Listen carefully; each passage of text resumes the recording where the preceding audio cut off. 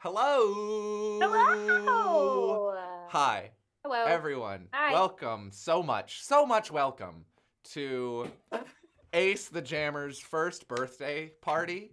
We can. No, is that not? Yeah. All right, so we've got a Kids do. clear pro dab and It is what the kids anti-dab do, so crowd true, in the Sean. chat at the not in the chat, in the call at the moment. Everyone sound off in the chat whether you're pro dab or anti-dab. We can figure out where the chat stands. Anti-dab. It's heartbreaking, Neutral. Grace. Neutral dab. Neutral on dab. Okay, I'm strongly I think pro so. dab. Yeah, I'm I pro dab. used to dab Yeah. a lot, like 4 years ago. I've never seen you dab, Haley.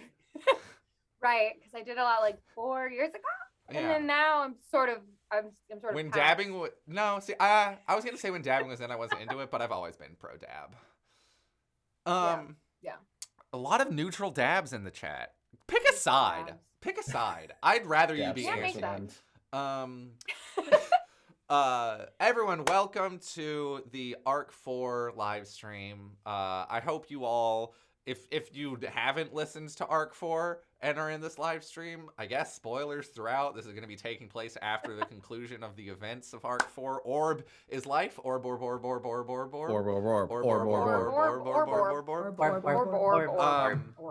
And if you did listen to Arc 4, we all hope you liked it. We had such a great, fun, good time all hanging out and playing D&D. And now we're here to do one more for old time's sake, to send off the Arc. And make sure to stick around after the break. We will be announcing the cast and title of Arc 5. Haley, is there anything that we need to discuss or announce or declare This meeting before right we now, or like pass things over? No, just we're about to give control to the dungeon master. So I want to make sure that if there's anything we need to say before. Oh yeah, everyone make sure to go to unpreparedcasters.com/shop to get this Lovejoy Family Celebration. Lovejoy Family Decennial Family Celebration of Love and Joy mug. The link is down there. Oh, it's not below me. It's below Bree. The link is over there. You'll find it. You'll Yeah, see it. it's great, cool. Bree is our dungeon master this live stream because I've made sure that I will never dungeon master a single live stream. I've kept the streak up. It's been 4, and I've avoided it every time. Someday. That's really impressive. We'll get you. Thank you, Bree. I appreciate it. Proud of you guys. You know what? Thanks. All right. Without further ado, our in charge person of the evening, Aubri, take it away. It's all the floor is yours, my friend. Little bow tie. I love that you've given me the keys to your car, and Yeah. I will try my best to destroy it. Good. All right. We start our adventure, a day's journey We're doing it. from the coast of the Azure Sea. It's the true. sea which borders the south of the kingdom of Hyranor. It's a foggy winter morning, wet and damp. The red and gold fall leaves have long since fallen, and the naked tree branches of the vast forest that fills up much of the south of Hyranor are cloaked with silent mist. During this time of year, locals tell legends about the trembling timbers. Not just stories of the physical terrors that prowl those woods. No, these stories are of a more ghastly variety. Ghosts! Parents tell stories about ghosts dragging away misbehaving children. Kids set lanterns and bowls of bonbons to bribe that which dwells in the forest. And teens test their courage as they dare each other to test whether these ghosts are real or not. Now, looking over these ghastly woods, we focus in on the tiny little town of Winster. Winster today is filled not with jittery anticipation nor the disappointment of defeat. After winning their Hasmorkel region and qualifying for Hasmoist, the beloved Winster Whiteclaws, with their unconventional tactics and patented Bixlebong torpedo maneuver, won a stunning upset over the Scarborough Squawks. Oh, come on. Then, matched up against the Tile Tarrasques in the second round, the darling underdogs, or should I say, undercats, almost managed another incredible upset before losing 6-7. Oh. With time, though, the sting of loss has turned into pride. Pride in their town, pride in their team, and the pride in knowing that somehow, some way, there's always the possibility for a cat to slay a man. And for today, there's a little bit of something special. Today, the entire town has a little bit of excitement as well. The excitement in celebrating the birthday of their newest hometown hero. Woo! In the pre-dawn light, one young Aetherborn, brimming with excitement, is out on a jog in the pre-dawn dark streets. Because what better way to celebrate a birthday than going out on a glorious jog? So true, bestie. As they're out for their run, they stop for a moment to bend down and tie up the loose lace on their old, battered Aubri boots. When they straighten back up, a ghostly figure appears behind them. With a gasp, their ghostly hands grab our young companion, and with a snap, they disappear. Cruyff, what have you done? No. Give them back. Sir. No. That's our ace. Kidnapped on their own birthday. Cruyff is so mad that they lost to the Tarasques that I'll take matters into my own hands. Now, as we begin our story and begin our session today, I would like to focus in on the rows of quaint little homes that dot the outside of the town of Winster, and on one familiar home of the Toron family. And as we zoom in, we're going to take a moment. We're going to turn 180 degrees, cross the street to the Borple household. Yes! Let's go! Yes. It's Borple hour, baby!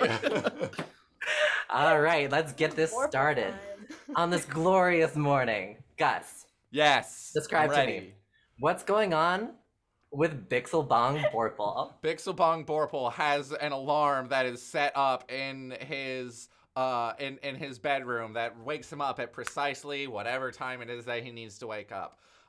He hops out of his bed with a big old smile on his pretty little face. Wake up, Bix. Wake up, Bix. Wake up, Bix. Wake up, Bix. Okay, I'm up. And he's just kind of bop around his room, and he always likes to make sure that his bed is all nice and made. And while he's making his bed, he might as well just go ahead and like fix up little other things in his room that he sees that needs to be fixed up. He's gonna go make sure his face is all nice and washed and feels nice. He's gonna get all nice and clean. Is Bix, does he know that it's Ace's birthday, and has there been any event that he's been invited to? In fact, a little invitation to Ace's birthday party is sitting on your immaculate desk, and I'm assuming Bix is the type of person who would have that framed. Yeah. Oh no. So I have He's a like, question. well, I'm pretty sure Aster only invited me because he felt bad about the fact that he pushed me in front of a charging mob. But, bygones, water bridge. I'm happy to go to a birthday. Woo! As you're hustling and bustling in this like immaculate, like precise routine this morning, you hear a knock on your door. Hello? Oh, good morning. It's your grandmother, Bixlebong Borple. That'll be. You see, Bixlebong is this tiny. She's tiny. She's like, you know how at a certain point of time, I think there's like a type of, aging where you just shrink into the most adorable, compact version of yourself. Yeah. Bixlebong Borple is like a little grandmotherly version of Bixel, with big round glasses, just like full of the sort of like, oh boy, good morning. Good morning, Grandma. Are you excited, Bixel? Oh my god, I'm so excited. I haven't had plans in like weeks. Oh my goodness, did you finish your present for Ace? Of course I did. Did I?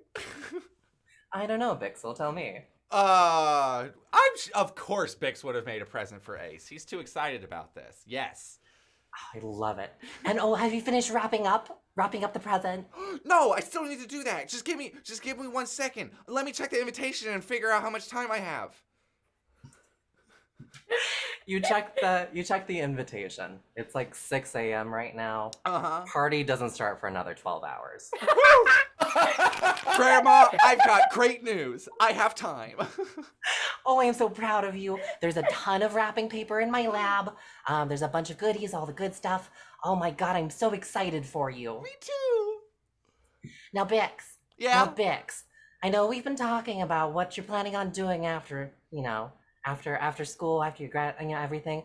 Mm-hmm. I was talking with my partners at the lab, and did you know Harley? She got a scholarship to go off and do work at the Arcane Academy. One of my old friends, Professor Rustcap, was reaching out to all the young folks in STEM, all of these people who are doing all of this amazing work really and great stuff for out in her. the outer towns. And I could put in a good word. Really? You think you could? I would love that. Do you want to show them my orb? And he already has his little remote control out, and his orb comes boop, boop, boop, which, by the way, mechanically is my artificer homunculus servant, so it's got stats and everything. So the orb has stats. Yeah, the orb's got stats, baby. I have my resume here if you want to give it to them as well. It's got a list of all the different stuff I've been able to make my orb do. It's been able to spit out oil, obviously. It's been able to clean up the oil that it spits out, and then some other stuff too. Oh, that is just the coolest. I didn't know you programmed it to do other stuff. Yeah. Oh my God, I can't wait to see it. Well, I wanted to ask you too. Have you been in my lab lately? My prototype ectoplasma gap manifestors have gone missing.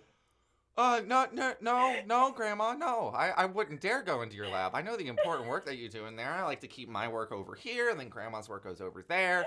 And so, yeah, no, I just did. Do you think, what were all the words that you just said? My prototype ectoplasmic app manifester. Of course, your prototype ethnoplastic apodestifester, yeah. That's so weird. I could have sworn I put them in the back shed. Your orb didn't accidentally hoover it up or anything like that? Bix kind of looks up at his orb and kind of glares at it a little bit, then turns back. Nope. Weird. Oh, that's so weird. Maybe Well, let me know if you I find left it. them. Maybe I left them in Harley's lab. I'll have to ask her later. Harley's got her own lab? Ooh. You know, girls in STEM, they need their own labs. Of course. Hashtag girls in STEM. Hashtag girls in STEM. And it goes off the rails in the first 15 minutes. Okay. Your grandmother makes a huge fuss this morning. She's like, I will say this much. Your grandmother is not the best of cooks. She tosses some toast into an overly elaborate contraption, and it starts malfunctioning. There's sparks, whirs, smoke Not again, goes out. Grandma. I thought I fixed that toaster. Oh no! Ah! Wait, no, just kind of 3, 2, 1. It fizzes. There's a little explosion, and oil squirts everywhere all over the kitchen. It's where he got the inspiration for his orb. Your grandmother kind of goes, drat. Let me tidy up and fix this up. I meant to ask you, did you finish preparations over at the Toron backyard for the party? I was supposed to do that? I thought I was just Vix. invited. Oh no, Vix. Oh, You better head and on. he turns over the card, and it's like you, by accepting this invitation, you are contractually obligated to help prepare the party. You must has dates that he's supposed to come to it, and he's missed all of them. I love it. So as you check out all of your missed deadlines, at 6:05 in the morning, sprint out of your home, cross the street toward the Torons. So take a moment. Russ. It's been 3 months after the events of the first arc, or as the first, first arc. I guess, yeah, this is our first arc, technically arc 4. I don't know what the nomenclature should be. Our first arc. What's changed? How's Russ starting off this morning? Well, Russ is definitely no longer he no longer has to earn his breakfast. He can wake up and go right downstairs and have some eggs and some bacon. And he works out in the morning for fun. He his mornings are much more peaceful. He is still not a starter for the White Claws, but he's comfortable being on the bench. He gets subbed in more now, he's in the rotation. He is just more at peace with how he feels about Orpila. A lot of the pressure is gone. I love that. Yeah, he gets to more so just enjoy. Oh, sorry. He gets to more so just like enjoy the sport that he grew up loving instead of feeling stress and some closure, I think, after the arc. That's incredible. That warms my heart so much. I think when you wake up in your room this morning, it's like I think you're relaxed. There's none of that pressure, that anxiety. It's just sort of like, a nice peace. And you hear a knock, a heavy knock on your door. Hey champ. Can I come in? Yeah, Dad. I'm just waking up. Big T cracks open the door and sort of walks in. Big T is wearing an exercise tunic. It's covering his little large robust tummy. Kind of walks in and sort of sits at the edge of your bed and just goes, morning, Russ. Hey, Dad. I just wanted a nice day we're having, right? So excited for Ace's birthday. Yeah, I would say that today is my favorite day of the year for Ace's birthday, but it's their first birthday. So, but it's great. I can't wait. I spent all last night blowing up balloons. Oh, and they look fantastic. Thanks, Dad. So I wanted to ask you something. Mom and I have been talking. Uh-huh. And you know how Coach Clawburn is thinking about opening up youth camp? Yeah. And you know how they're looking for funding for the Aubri camp? Uh-huh. Well, we were thinking it might be time to maybe auction off some of Wrangler's old things. Ace has been here for a while, and it's about time. And I know your brother would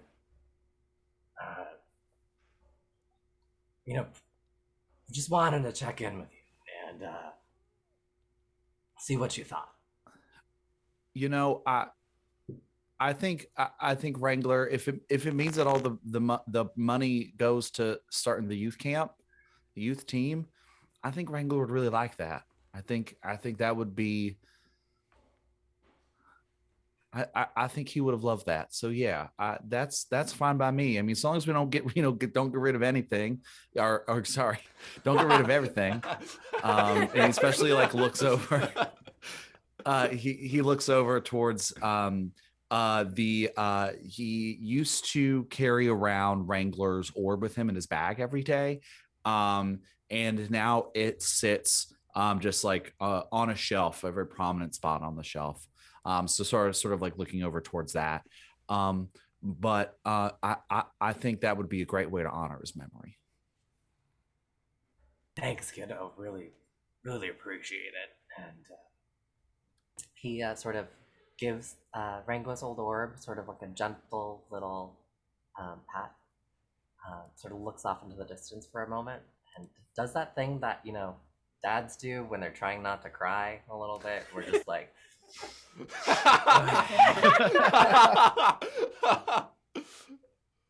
Takes a second.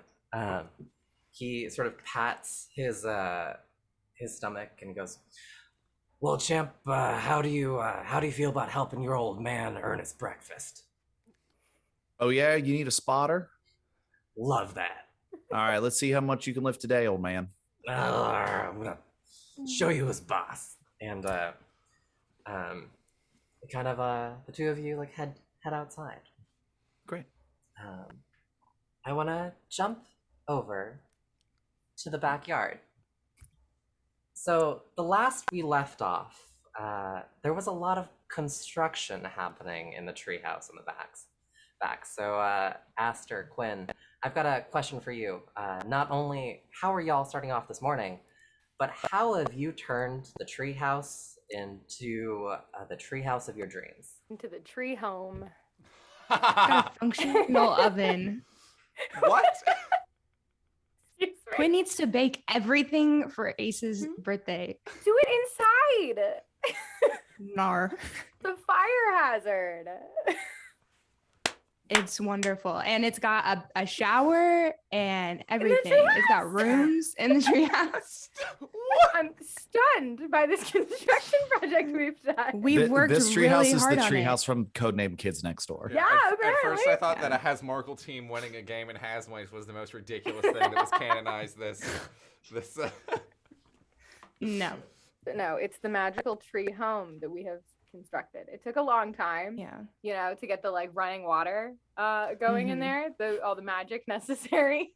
Yeah, to get the water in there. But it's For sure. cute. It's really cozy because there is still, we're basically adults and we're living in a treehouse. So it's still a very cozy space, for sure. Have either of you turned 18 yet? We probably have beds in there. I don't think we would have turned 18 yet, would we? Okay. I checked your Right. star signs. I think your Ooh. birthdays are in Yeah, I think summertime. Oh, Our birthdays damn. are in the summer. Okay. So I don't think we're 18 yet. No, What a shame. We can still pull the minors joke. we can't. Everyone in the chat wanted to know. So Yeah. We're still minors. Don't even worry I've about decided it. that We're Bix still is minors. canonically older than Aster. He's 18. He's 18. Yeah. Fair. Good. Perfect. Makes it a little sadder. A little bit. I think also right now the treehouse is probably really, really full of balloons that Russ was up all night getting ready. Because like, where are you gonna put him? The Ace isn't gonna see him, inside the house. The treehouse. It's full of balloons. That's okay. We don't need all that space anyway. We don't. No, we're good. Quinn's making decorations and snacks and trying It's to get 6 Aster a.m. to help her. You're doing Okay, this but at we need to 6 get a.m. prepared. Aster's asleep. We need to be babe. ready. No. She wakes him up aggressively. No. Fine, she's Sun doing it is herself. not up. Aster is not up. Hit me up when it's light Quinn out. is preparing for Ace's birthday. It's gonna be so fun. She's so excited. I love it because what I'm imagining here is like a 2-bedroom, like cozy little like treehouse, and one half of the treehouse is just like clanging with industry. There's like smoke coming out of the chimney. There's obviously a lot of baking happening. There's lights on, balloons festooning the windows, and the other half is just dark. It's fully dark. Yeah. This is what you see as Russ, you and Big T go outside and help Big T sort of earn his breakfast. Bix, you run straight to the backyard. I'm sorry. Frantically. So early. And what you see laid out in the backyard is sort of, just sort of like the beginnings of sort of like a birthday celebration, right? There's been a little, the deck has been converted into a dance floor. There's sort of like a table outside with like punch drinks. There's another table setting for Quinn, like your cakes. There's a bunch of areas to like, attach and festoon the balloons. There's delivered just a half hour ago is a magical ensorcelled magical ice sculpture of Ace holding an orb. There's like what posts that'll eventually be like fairy lights and things like that, and that's the sort of like scene as you all come down the treehouse. I'm watching Haley gesticulate. I was trying to. I was asking who was paying for this. I stole it. I stole everything. Duh. Seriously. Of course. Listen, the Torons are great. They don't have custom ice sculpture money. No. You get the sneaking suspicion that the mayor of Winster may or may not have used funds from the public to invest in this public works project. That's what they're calling it. Wow. Incredible. Big deal. I guess Ace is the biggest celebrity in Winster. In town. Yeah. Very much so. So as you're all sort of like waking up and like getting up and getting ready for this morning, all collecting outside. Clarabelle sort of like walks out with like, she's in her like cozy little slippers and bathrobe, and she's got a mug of warm tea in her hands, and she's just like watching and just goes, "Good morning." I'm so sorry. I'm trying to make it up. I'm sorry. My aura's helping. Oh, Bix, darling Bix. Oh, you're fine. I didn't read the back of the invitation. It's okay, sweetie. He accidentally presses the button that sprays the oil everywhere. Ah, fuck! No! Paper has two sides. Oh, it's okay, sweetie. You know what? This is gonna be a big morning. We sent Ace out this morning. They're out on the morning jog, and they'll be back after their 30th or 40th mile. So we've got plenty of time. That's a lot of miles. Why don't you all come on inside? Big T, you finish earning your breakfast, and we'll have breakfast first and get everything started. Oh, okay. I mean, I missed all my deadlines. I could probably like put some bacon in my mouth and kind of do this thing where I could, how you can like kind of say, and you can. Hey, Bix. Yeah. Hey, Bix. Hey, Russ. What's up? Just enjoy the party, pal. It's not set up. You'll help. I'm working got on plenty it. Of time. Okay. All right. Yeah. I'm sorry. Yes. Why don't you go? We'll meet y'all in there. Okay. All right. Okay. I'm just gonna clean up this oil first, real quick. Great. Clarabelle just says, "Sweetie, don't worry about it. We can deal with it after breakfast." Okay. So as the group of you, get like ushered inside, Big T is outside, lifting weights, pumping iron, earning his breakfast. I think you're all greeted with a very familiar routine. I think Aster Quinn, you've been invited to the Toronto House family breakfast for the last, how long has it been? A long time. I don't even 10 I've been years? living in their house for only like the 3 months. But but as far as coming over and breakfasting, like 12, 13 years. Well, I mean, you have Quinn's a whole, brushing you can just Aster's eat hair. in the treehouse now. That's so true. You technically don't have to come We inside. still do go inside though. No, we still for go Clarabelle. inside. Okay. Yeah. We have to go in. Wanna Be miss respectful. Clarabelle's breakfast? No. course. Come on. That's what I'm gets so Aster sorry. up out of bed. That's my mom. Yeah, I'll get out. Whatever. It's for Clarabelle. Fine. Sure. As you all take your seats, there's sort of a table set with a giant platter of like little silver dollar pancakes and a bunch of like fresh cut strawberries, which is crazy to find in the wintertime. But Clarabelle's garden is something truly unique. There's like little let me roll real quick. Let's see Dice? how good the tea she makes today Ooh, is. I believe I So I rolled think- a 14 in episode 1, or maybe 17. Let's see how many episode 1 references I can get in through the session. Oh no. Clarabelle, no. Does anyone Wait, hold on. Can Bix use his orb to give Clarabelle guidance? Okay. Can you how does this work? Well, so guidance has a range of touch, and according to the homunculus servant stat block, it can deliver any spell that has a range of touch. Okay. Well, but I guess if the tea was already made by the time we got there, runs into her and casts guidance. That's not really fair. I guess never mind. I take it back. That doesn't make sense in this instance.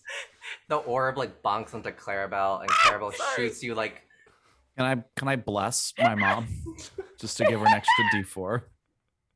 Sure, I'll allow it. Isn't that a first level spell? Yes. Yes. And she deserves it. You know what? And she rolls a 4. So in total, the tea today is a solid 8 out of 20. Oh no! Can we still use the guidance then at least? Can I take my bless back? I only have 2 spell slots. Can we say that was the guidance since it's also a D4? Can I take my bless back? You're gonna take back your bless from your mother? To your mom, dude? No, it's fine. Hopefully no one needs any spells later. Oh no, my god. Clarabelle needs it most. I can't foresee me ever putting up a possibility in which you'll need your spells. That's crazy. Yeah, I don't know what could happen today. We're having a birthday party. Like, what is even could? Yeah, I don't. Ace is That's gonna what come I've back been at any saying. moment, and then we're gonna have a birthday. Why would party. I Their need? 40-mile run. Yeah, they're fast. Just I better will than need everyone. thunderous smite at a birthday party. Yeah. No This might killing need at a birthday party. That could be funny. We could like coordinate something. Jeez. I love it. So you're having this conversation over breakfast.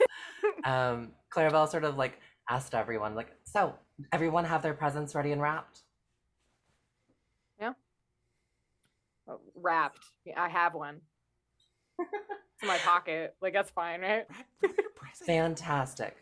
Wait, what did you get, Ace? It's a fucking surprise, dude. Okay. What are you talking about? Is it dangerous? No. Mine is. What am I? Oh, okay. Is it? Like, What'd you get, Ace Bix? Like, It's a surprise. so true. I'm so sorry. That's why they're wrapped. In sync. I understand. I get you. That's why we're best friends, Aster. Why'd you laugh that hard, Aster? That was a little strange. That was not. Listen. I didn't laugh. There was No one told. laughter at No one this told table. Bix. No one told I Bix. definitely Oh, no. laughed. Best friends for sure. In sync. Understand. So Clara goes, alrighty, then put your presents out in the back. We'll have these pancakes. Mine's in my pocket.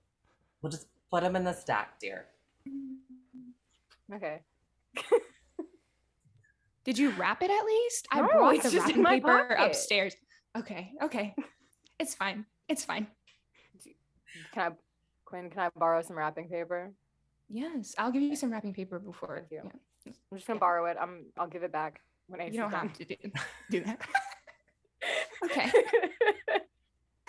done. I want to say it's been like how many weeks since we last played with Aster, and I've truly forgotten how fucking chaotic this is. It's been a while. Non-stop. When was the last time we played? Man, it was forever It was like- ago. That was Yeah, it before was like I 6 moved. weeks ago. Yeah. Yeah, like, it was like 2 months ago. Mm-hmm. It's not 2 months ago. It's been a minute, felt- dude. It was like a month and a half. It was like 6 weeks ago. Anyway, I'm sorry. A little, Bree, a little behind the scenes here. Oh my gosh. So over breakfast, Clarabelle sort of like asked, so like, alrighty everyone, so we know the plan. This morning we get everything set up. We'll get the whole shebang all get set up. Coach Clawburn is supposed to meet Ace and sort of like keep them occupied for the rest of the afternoon. The rest of town gets in at 6. So we got a little bit of time. We can enjoy ourselves. Everyone has their presents out back. Yeah. Aster? Yeah. Awesome. Then we'll get started. We'll get started in a second. Aster, can I have a second with you? Am I in trouble? No, sweetie, you're not in trouble. Can Quinn come? Quinn, do you want to listen in on this? Can I I come? would love to. No. Can Bix come? If Bix is coming, can Russ come? I don't want him to feel left out. Clarabelle takes a moment and she says like, well, If I'm not in trouble, then everyone should be able to come. You're not in trouble, sweetie.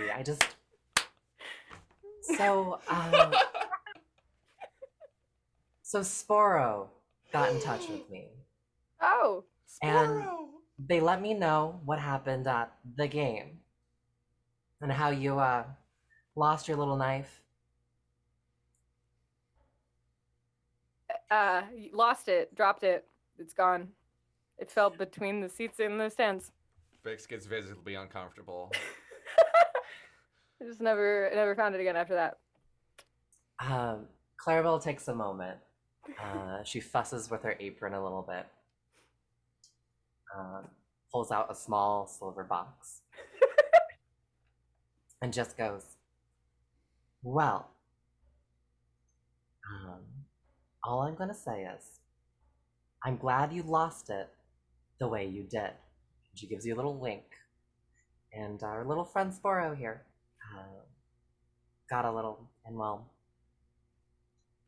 all I want to say is, wherever you go, wherever whatever you want to do, always know that the tree house is always going to be your home. You're always welcome. And she hands you over the little silver box. Am I getting a present on Ace's birthday? You deserve a birthday. I know how Jack and Jill are. I haven't gotten like a birthday present from my mom. Okay. Yeah. Do I open it right here? She kind of gives you a wink and says, go ahead. Okay. I will open the box. Box is open. You crack open the box, and in on the sort of like platform of velvet is your old butterfly knife. It's my knife! It's your knife. And inscribed on the little hilts, or the little, you know how butterfly knives have the weird little hilty things? Yeah. Just inscribed on it, it just says, like, with love, you'll always be a Tauron. Ah! So, here's what's up. I'm gonna give you a magic dagger. Add that to your thing. It's a special effect here. Okay. She magicked my knife with love. Magic your knife with love. So, whenever you make an attack with this knife, I'm gonna let you roll a performance check. Oh, am I if you good at that? pass a DC 15 performance, when you're spinning your knives and doing your cool knifey shit, I'll let you double your damage die. Ooh. I'm not very good at performance, but I'm gonna be trying. DC 15. Okay. Just, Wow. Okay. That's a knife. Magic knife. I will say that this makes the Taurons seem like a crime family. Like, if you kill someone for the Taurons, you're always a Tauron. There's no way out now. Yeah. Once you're Damn you're in, baby. Damn right. Canon? Aster's earned his place. Tauron secret crime family? Listen, Big T is a fixed. cart dealer. He owns a cart dealership. Like, come on. Cart, yeah. We all. Clarabelle runs a flower shop. Sure. Where's all that money coming from? Yeah. Yeah, they can afford this ice sculpture on a flower shop and a cart dealership. Stop slandering my fucking mom, dude. She's my mom too. Yeah, and you better watch your mouth about it. That's all I'm saying. Someone in the chat just said Mufia. was mad.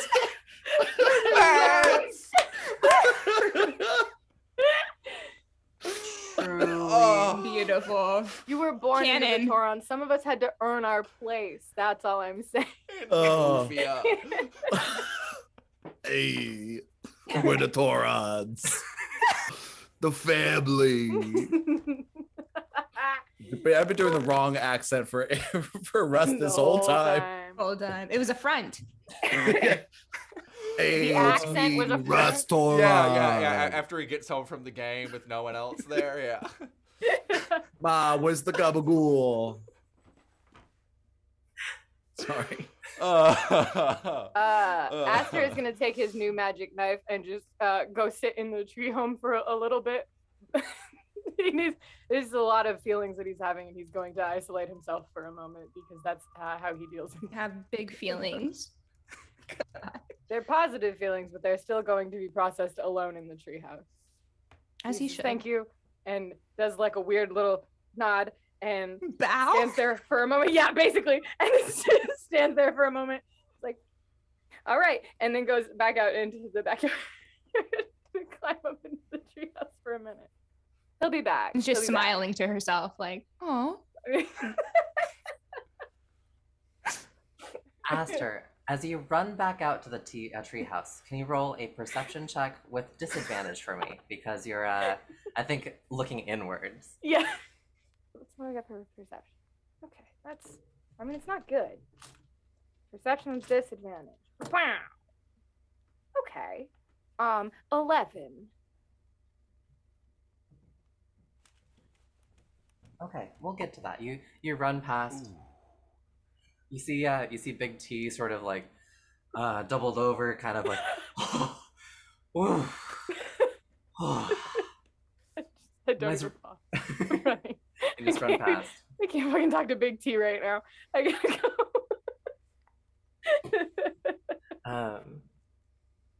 So you run past and you don't really notice anything, and the rest of the three of you are sort of like inside, sort of having breakfast. Bix is being awkward. I don't know. Bix is eating. I think he just gets. He's a very focused lad, right? So when he's working on his tools, he's working on his tools. When he's eating a meal, he's doing it with no regard for table manners, conversation, chewing. Dude loves to eat. He's a skinny little boy. He needs to beef up, and he can never manage to. Quinn, how do you react as you watch this happening? Quinn is not eating. She is just staring at Bix in wonderment and just watching him eat. Just not in a mean way, just like fascinated by him. Just enthralled with Bix and who he is as a person. Clarabelle comes over and just gives you a little bit of a side eye, like.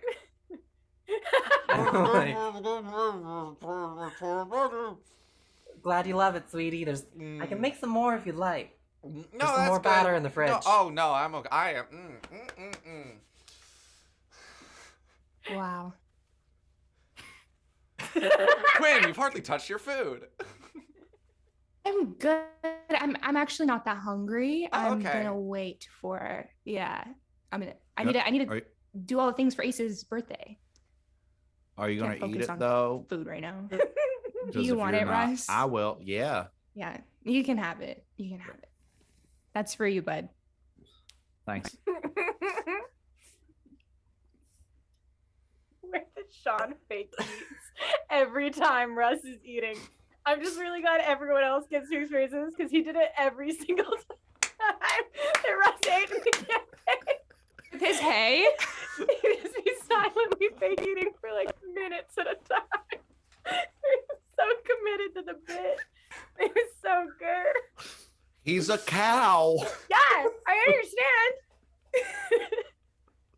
The fact that you would do it for like 4-minute intervals in silence. I'm trying to stay active in the scene, just making sure that I'm, I gotta stay in it. You have to stay present, and I get in the moment. I just adore it, so I wanted. This is gonna be 3 hours of us at breakfast. I just love watching you chew. Oh lord! So did you had like a story plan for this one? Yeah. I'm just like lost for a moment. We have breakfast and Aces on forever, I guess. Oh gosh. Don't worry, the Toron crime family has a network. They'll find me. The real story is happening over there. Yeah. Or was a hit from a rival crime family. Sorry, I'm just going off. Oh my god. Okay. So as you're all over, having pancakes over breakfast, Borple is like covered in pancake crumbs. Aster is off in the treehouse. You hear, "Ah!" You hear Big T yell, scream. I go look. I'm Wait, When does runs Aster hear this, or outside. does everyone here? Everyone hears this. Oh, the okay. entire- I'm on the Yeah, I move, run too. out. And is Okay? outside. You good? Yeah. outside. I'm here. I didn't even As take you- the ladder out of the treehouse. I jumped. As you jump, Aster, you jump out. The rest of you sort of jump out. What you see is 4 sets of ghostly hands, each holding your wrapped present for Ace, Oh, come on. speeding off into the forest. Let's roll initiative. That's why I had to fucking. I was Bitch. gonna keep it in my pocket, and Clarabelle kept saying, "Fucking wrap it, dude." Go So Oh. give me a. Here's what I'm gonna do first. Let me give you a little bit of some rules. We're gonna run a chase. But we're the pursuants? You're Love a pursuing chase. Oh. running off with your presents. How fucking did I? So first things Worked first, hard on that. we're gonna run this sort of like combat. You know, you've got your movement, action, bonus actions, reactions, all that stuff. I won't be allowing opportunity attacks just because it's a little bit. I just don't want to juggle with everything. So here's how it's gonna go. At the end of your turn, you're gonna roll a d20 for a complication. Those complications happen to the next participant in the initiative order. So it could happen to one of you all, or it could happen to one of these ghostly hands. Let's see. On a 1 through 10, a complication happens, and then I'll let you know what sort of happens. Here is how everything is sort of spaced out and going to start. There are 4 sets of hands. One that's 30 feet away from the start point, another that's 60 feet away, another that's 90, and there's another that's 120. So they're all spaced in a line, sort of like 30 feet apart, running away. If any of the ghostly hands make it past the 150-foot mark, they're gonna disappear off into the misty woods. One of them's only with 30 your feet away? presents. Fucking One woods of them again? will only be 30 feet away. And Are you know what? I'm gonna ask, here's what I'm gonna do. I'm gonna roll for this. This is gonna be fun.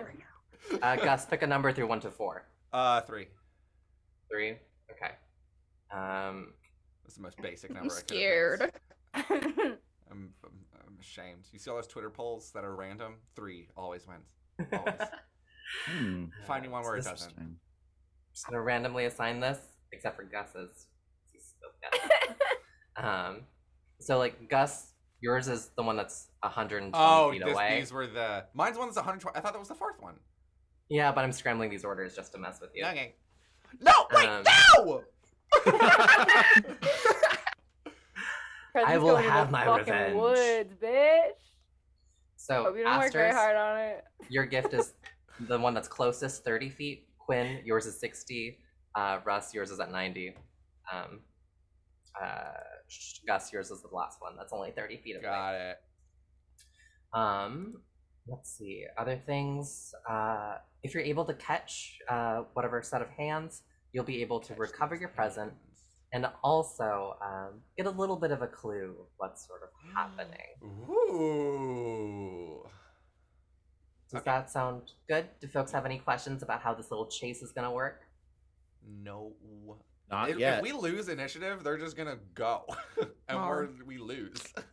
Yeah. That's it. See how many gifts you can recover. Oh my God. Aster, I am gonna have you start at the 60-foot mark because you're in the treehouse.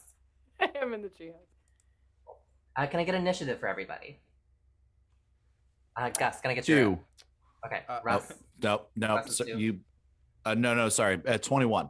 I Oh, was being dramatic. 2 and 1. It's 21. Oh. Okay. Gus, What's happening? Big's got a Bix. 14. Vic's got a 14. Yeah. 12. 12 for Aster.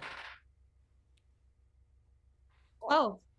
And 12 for You adding your modifier, Grace? Twin powers. Nope. What is which one do I fucking? It says initiative on it. You got D&D Beyond up? Yeah. So initiative is like basically center middle, like right next to your armor class. For 16. 16. Fantastic.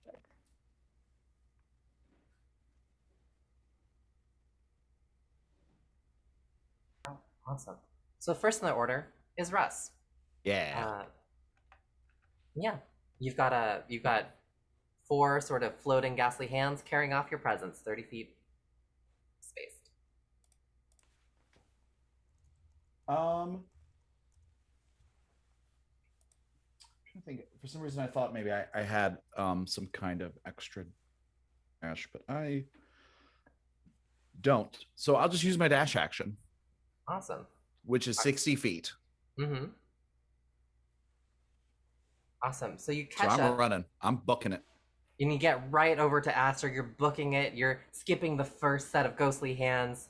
I forget whose present that is, but you're just ignoring it, getting yours. I think it was mine. Yeah. You're just going through. Is there anything that you do with your bonus action or anything like that? I'm gonna say you just need to do one thing to sort of like, catch or stop or do something to like, grab these hands. Catch his hands. I will. The only thing I could do is a melee attack, but I don't think I'm close enough. No, and I think So. you use with a dash action. I think you're good. Yeah. Cool. So Which I can do. Yeah. So you sprint, catch up, and I want you to roll a d20 for me.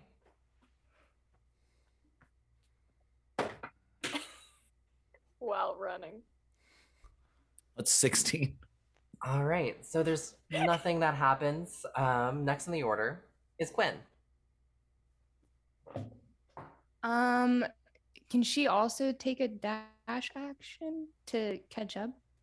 Totally. If you'd like to run the 60 feet, everyone's skipping that first present. Screw Aster's present. Yeah, who needs it? Nah, it's probably something explosive or Right. I'm kidding. For my good friend yeah. Ace. Oh no, Awesome. it is so bad. So you dash. And my speed is 30 feet. So does that mean I catch up to it if I'm 60 feet? You catch up to the second set of hands. That's mine. Where And do you want to do anything with your bonus action or anything like that?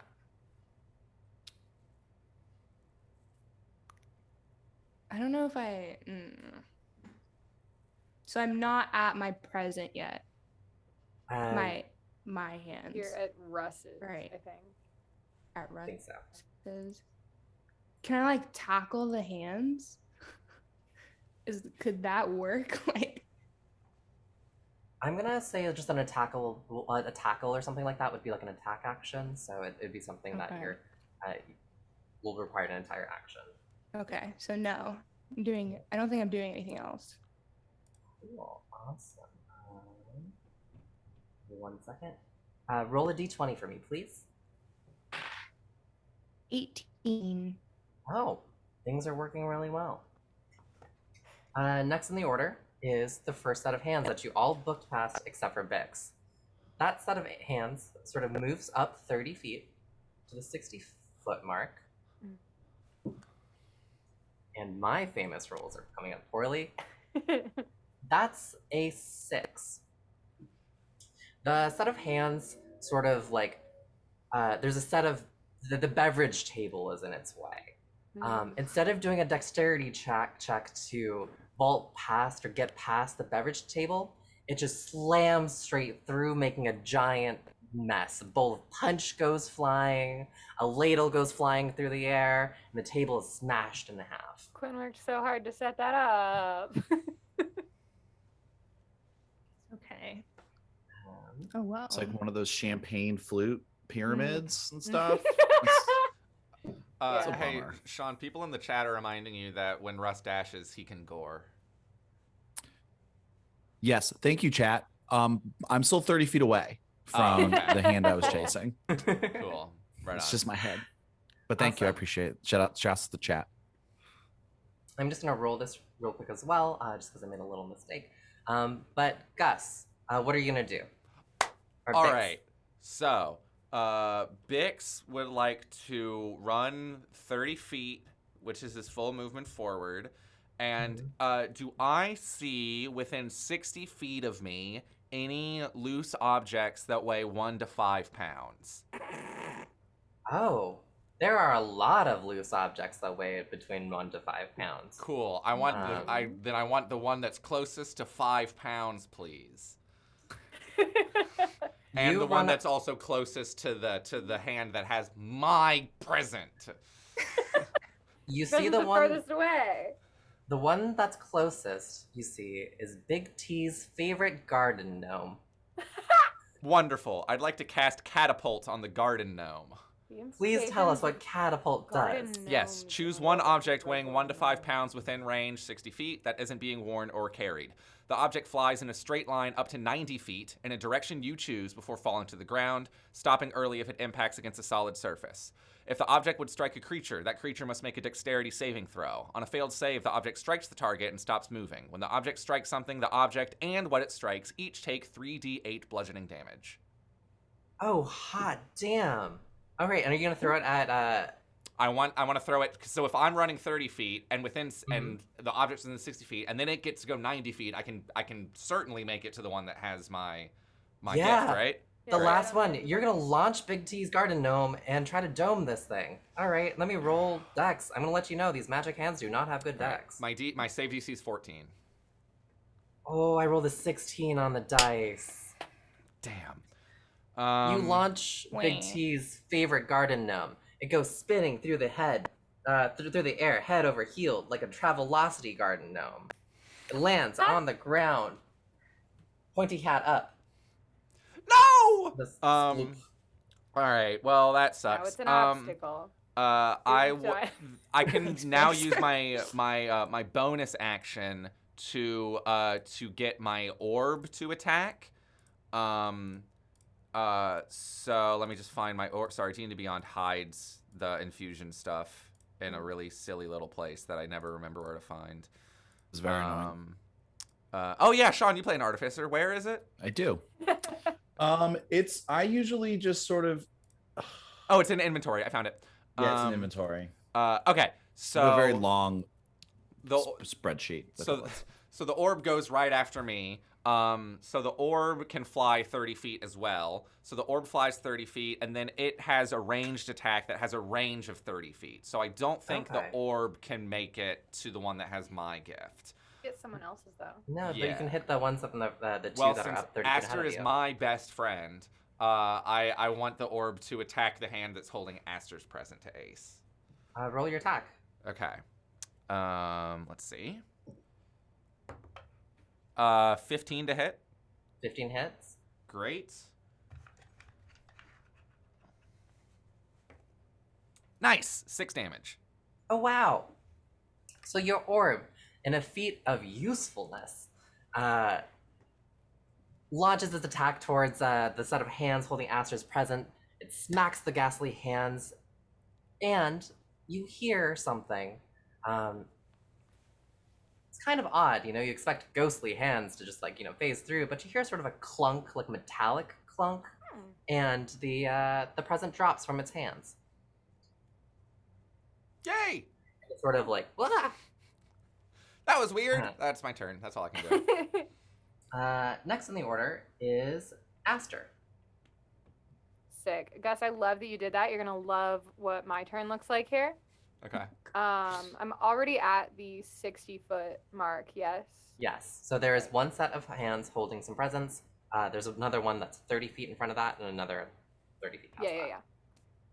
So I'm going to run forward my 40 feet and then use a key point to Step of the Wind dash as a bonus action so that I can get up to Bix's and tackle it to the ground. Roll an attack roll. What kind of attack? What do I add to tackle attack? Let's see. What do you add to grapples, real quickly? Is that strength or athletics or something like that? I think grapple is contested, like athletics versus athletics or acrobatics. I think that sounds right. All right, I will roll. I'm jumping on him. All right, so that's a 7 on the dice. So I think you just need to. Yeah, I rolled an 11 plus my athletics, gets me to 14. So you pounce on these hands. You pounce on Bix's present, and they just go smashing to the ground. Thanks, Aster. Fucking fall. Ow. Love it. As you grab onto them, I got yours. Hey. Best friends. Best friends. Yay. Next in the order is Quinn. Is it? Okay. Never mind. I have you crossed out because I have your original initiative as well as your added modifier initiative. Wait, I never rolled a complication check. Oh, roll your complication. I didn't either. Oh, shoot. Well, that would have been for Aster. I don't want to ruin Aster's turn. I shouldn't have said anything. I changed my mind. I rolled a 14. Okay, you're fine. Aster, if you'd roll 1 as well. 5. Oh. Sorry. The next thing to go through is one of the hands at 60 feet. And as it's making its way, it makes its path. Its path goes through Clarabelle's favorite rose bushes. Instead of taking any type of save or taking movement to avoid the roses, they just go through and destroy the rose bushes. Fucking rude. How dare they? Absolutely yes. Yes to this motion. Absolutely. Absolutely this motion. Absolutely this motion. You understand? We're all on the same page. It rolls its thing. The next one is the next set of hands. As they're making their way through,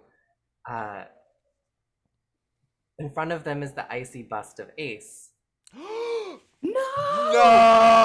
Custom ice sculpture. And instead of, pathing around to try to save and protect and not do anything to the bust, they knock into the bust and it falls over and shatters. No! Bree, you're heartless. No. We loved that ice sculpture. We worked so hard. I think we probably commissioned that one. I don't think we the teens made that one. So, I'm gonna let you know at the end of this first sort of round of this chase, we have Bix and their orb at like the 30-foot mark. We have Russ and Quinn at the 60-foot mark. And they've captured, or like they're present. There is one set of hands at the 90-foot mark.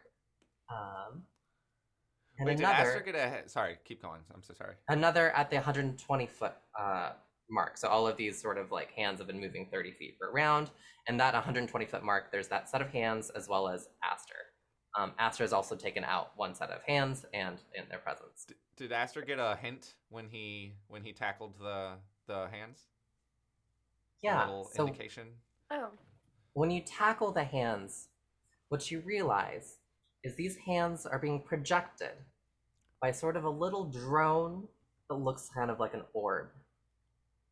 Fucking Bix do this? No. Did fucking Bix do this? No. Did Bix do this? No. Why would Villain I? era. No. Villain era Bix? No. I don't know anyone else who makes orbs. Hey, Bree, can we have like a separate little Zoom call for a second? Would you mind just like popping into a Zoom call with me for a quick? Everybody else, cover their ears. I don't know, Bix. Did you murder Ace? No. It was Did Mysterio. you fucking kidnap Was he Mysterio's jealous? Was he on jealous their of Ace? birthday? No. Why would I do that? First I got them a birthday. gift. Wow. Awesome. Gift Top was of the kidnapping. top of the order. It's Russ. I'm gonna let you know now. In front of you, sort of blocking. I just want to present this. There is. It's an unclean remnant of Bix's oil slick. You can either choose to make a DC 10 Dex saving throw, to sort of like get through it without losing speed, or you can use half your movement to get around it.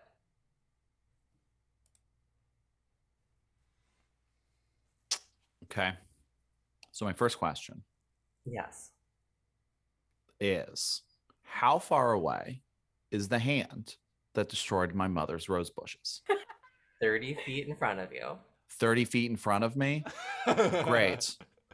I will use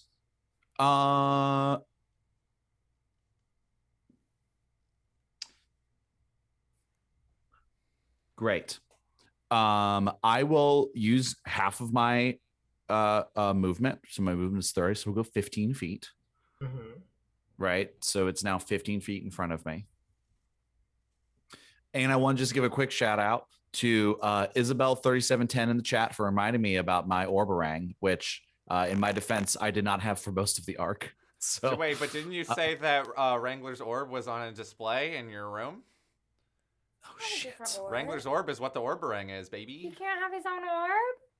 Man can't have the new orb in 3 months? I'm just saying that the Wrangler's Orb was what was the Orborang was made I'm gonna let Bree make a call on this one.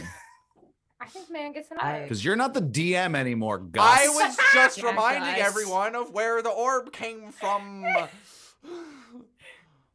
I'll allow you to use your Orborang. Yes. So, Great. Or for Isabel 3710 go back to in the chat. Enclave and talk to Binglebug and say, hey, I really want to put this on a display on my shelf. Could you replace it with this orb, please? Or Yes, I did. Or maybe the magic is stored in the handle, and just whatever orb is close to the handle. We went back to the Enclave, had a wild night with Had some a crazy time. We had a nice relaxing night. This Yeah, time. it was very chill. It was a Met lot with the better. therapist. Yeah, it was good. Great. And then I'm gonna Orborang this hand that's ruining my mom's chances of winning best garden in Winster for the 15th year in a row. Tell him. Tell him, Russ. Tell You get him. him, dude. That's our mom. God, does a 21 hit? Oh golly, Why that are you smacks that rolling present in? right out of its hands. Roll your damage. Great. That main damage roll is 9, but then I have an additional D6. I hit with a range attack. I have an additional 1d6. The absolute fucking nerve. That's a 10. That's 10 damage. The nerve of this. Absolutely. Absolutely.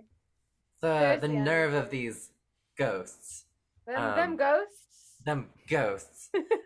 The orb, your orb sort of splatters into the hands. You hear a crunch, and there's sort of like an electronic, maybe electoplasmic, sort of like spark. As the hands sort of splat into the ground and the present falls to the ground. Bix's fucking grandma. It was I cannot believe. It was stolen. I cannot believe Bix's fucking grandma stole Ace. Wow. Hey, Bree, what's Bix's grandma's name again? Bettleby. Who's Bettleby? Bettleby's done nothing Beetleby? wrong in her Bettleby. entire. What is it? She's done nothing wrong in her whole life. How dare you? Maybe the Borples are a Bettleby rival Borple crime fucking family. Stole Ace on Ace's. The birthday. Borples are the most legendary family of artificers in the entire And kingdom. every of family's Tyranor. got some skeletons in their fucking closet, except for mine, the Taurons. Thank you. Totally clean. Absolutely squeaky clean. Thank you. Sounds right. They just give out knives when you So- kill Engraved when you knives. Kill people. Hey, she returned the knife as a Yes. thank you for your service She to the also family. got it professionally and inscribed Engraved. for me, Yeah. which I do appreciate. New mom. Next in the order is Quinn. Oh wait, let me roll a Hey. complication. You For didn't have to say Quinn, that. don't. Good job, Sean. Way to stay honest. It's a 14. Don't talk to me. You're not the DM. Thank you. Wow. Sorry, The guys. rowdiest of teens. We still managed to bully Gus. It's Like pretty he's the incredible. DM, even when he's It's not. great. My favorite.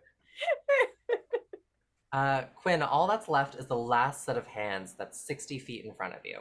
Whose presents they Of got? course, it's the furthest one away. Can I take my dash action to get close, to get up to the hand? Yes, you can. Yes, you may. And I can't smack it with my pink bat that I definitely grabbed on the way out, can I? You can't smack it, but Aster is right there. Can I give Aster bardic inspiration?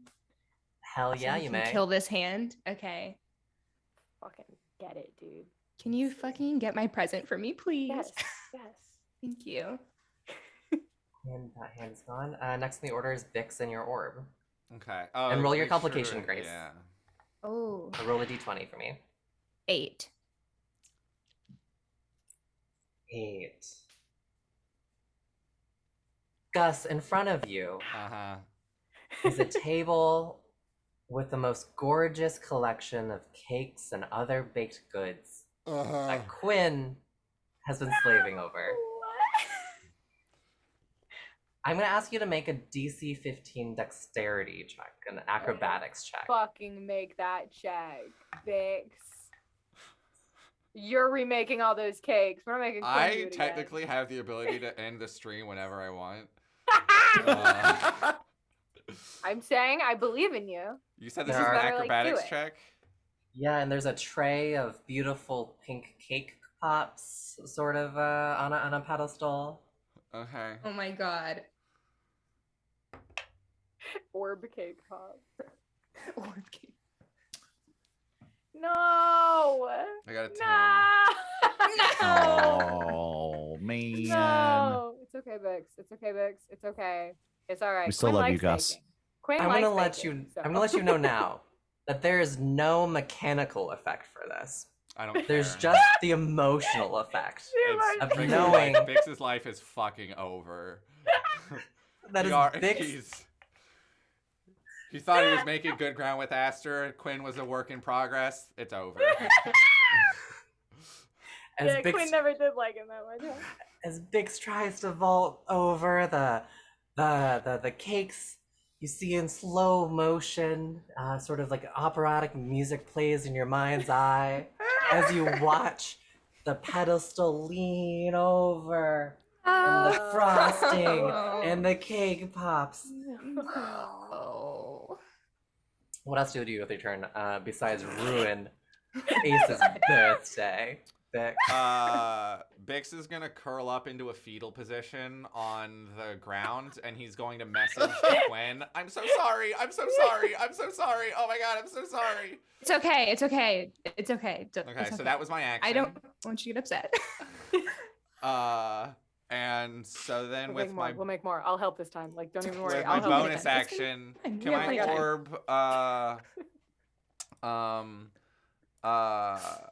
so my orb can fly 30 feet and has a ranged attack of 30 feet. So is my orb within 60 feet of any hands? Nope. Once your orb moves 30 feet forward, the closest set of hands is 60 feet away. Damn. Okay. So I guess my orb. I can use my bonus action to get my orb to dash. So I'm gonna do that. Oh wait, actually here's another question. Actually, can the orb get to any of my friends?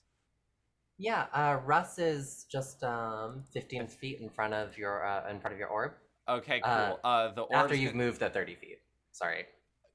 Oh, okay. So the orb can't make it to any of my friends. It can dash and meet Russ. But it can't, not within 30 feet though.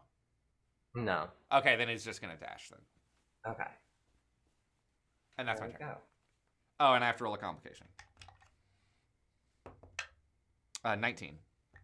Okay, so there's nothing happens as this last set of hands kind of like struggles, encumbered by the weight of this present, and moves 30 feet forward. Let's roll complication. You're hitting all of my complications. I think. Sorry, I'm just like doing my little set of math. Bix goes. This thing goes. Aster. It's now your turn. Mm-hmm. On your way forward, there's a giant bundle of balloons that Russ has painstakingly been blowing up and blocking your way. Yeah. So I'm going to give you two options. One, Okay. you can muscle through the balloons and pop them all and take no All penalty. of them? Just I'm pop so them all and don't take any penalty to your movement. Mm-hmm. Or you can sort of make a DC 15 acrobatics check to see if you can sort of snake your way through. Okay. Whose present am I going for? Who's this even left? This is Quinn's, I think. Oh my god, I'm barreling through them. They gave Aster bardic inspiration. Barrel through. You barrel through them. The entire sort of just the pop, pop, pop, pop, pop, pop, pop, pop, pop. Looks cool though, huh? Anyway. Looks incredible. You get up right to the those hands with the last present. Can I bop them? I want to bop the hands. Roll your bop. By bop I mean punch. Punch those hands. You know what? I will punch those hands. Where the fuck are anything I add to numbers? Gotcha. 19. That hits. Roll your damage. I would love to do that. Do I own a D4? Yes. Ha. 6 punch damage. Awesome. You punch Have this another last punch. set of Can I hands. punch them again? Punch them again. Just for funsies, even if they're already going away. They have caused like a lot of trouble, and I don't appreciate that. It's a 15 to hit. 15 hits.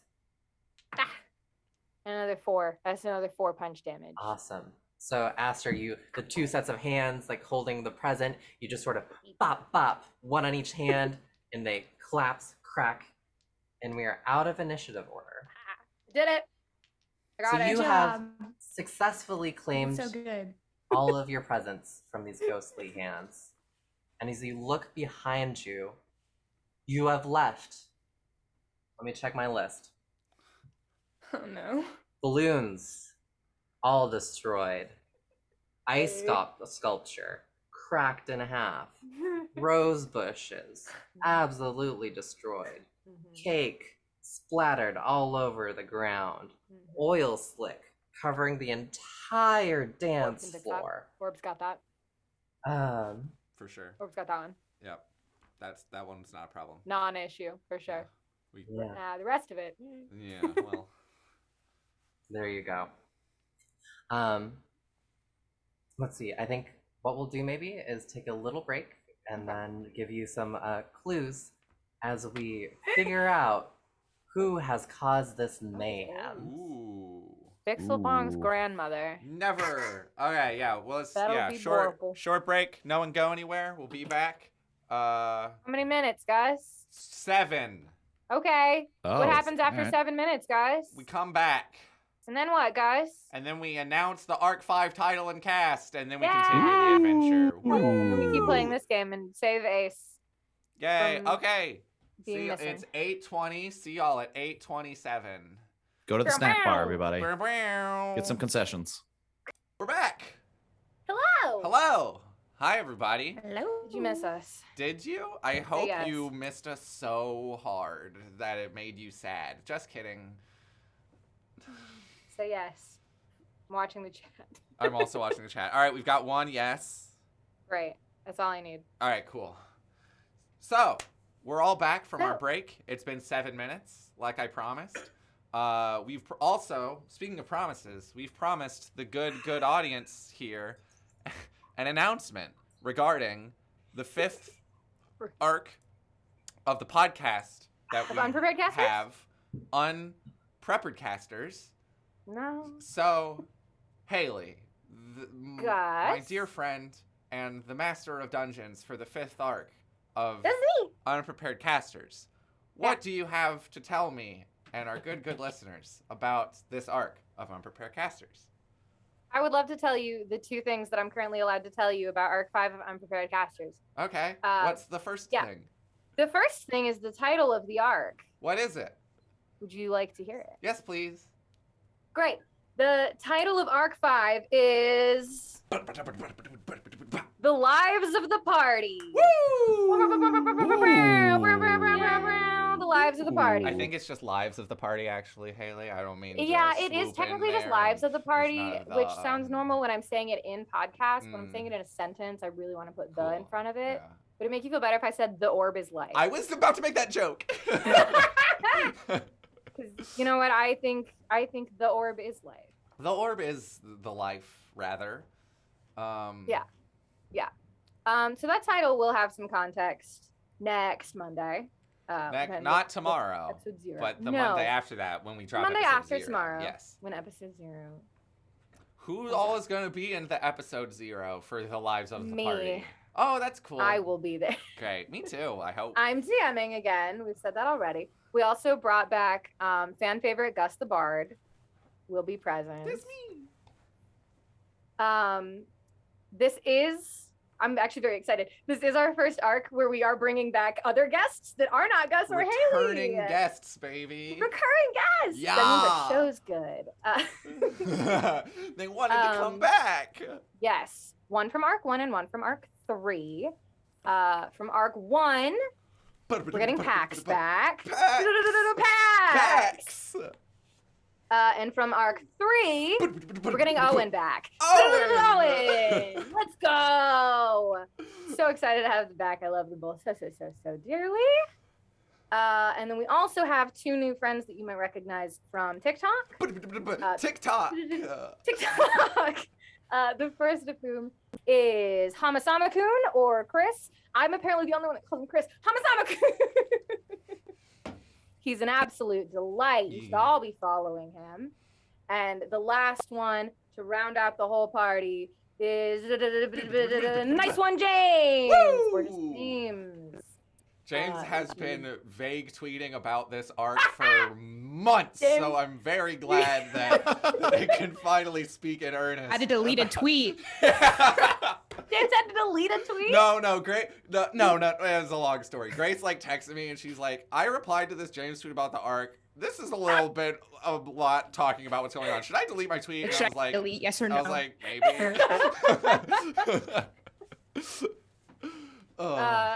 Should clarify, Pax and Owen are not reprising their old characters. They're coming back as new characters. We're not having Deb and I Dion am playing Sir Mr. Person again, though. So wild! I did not know that.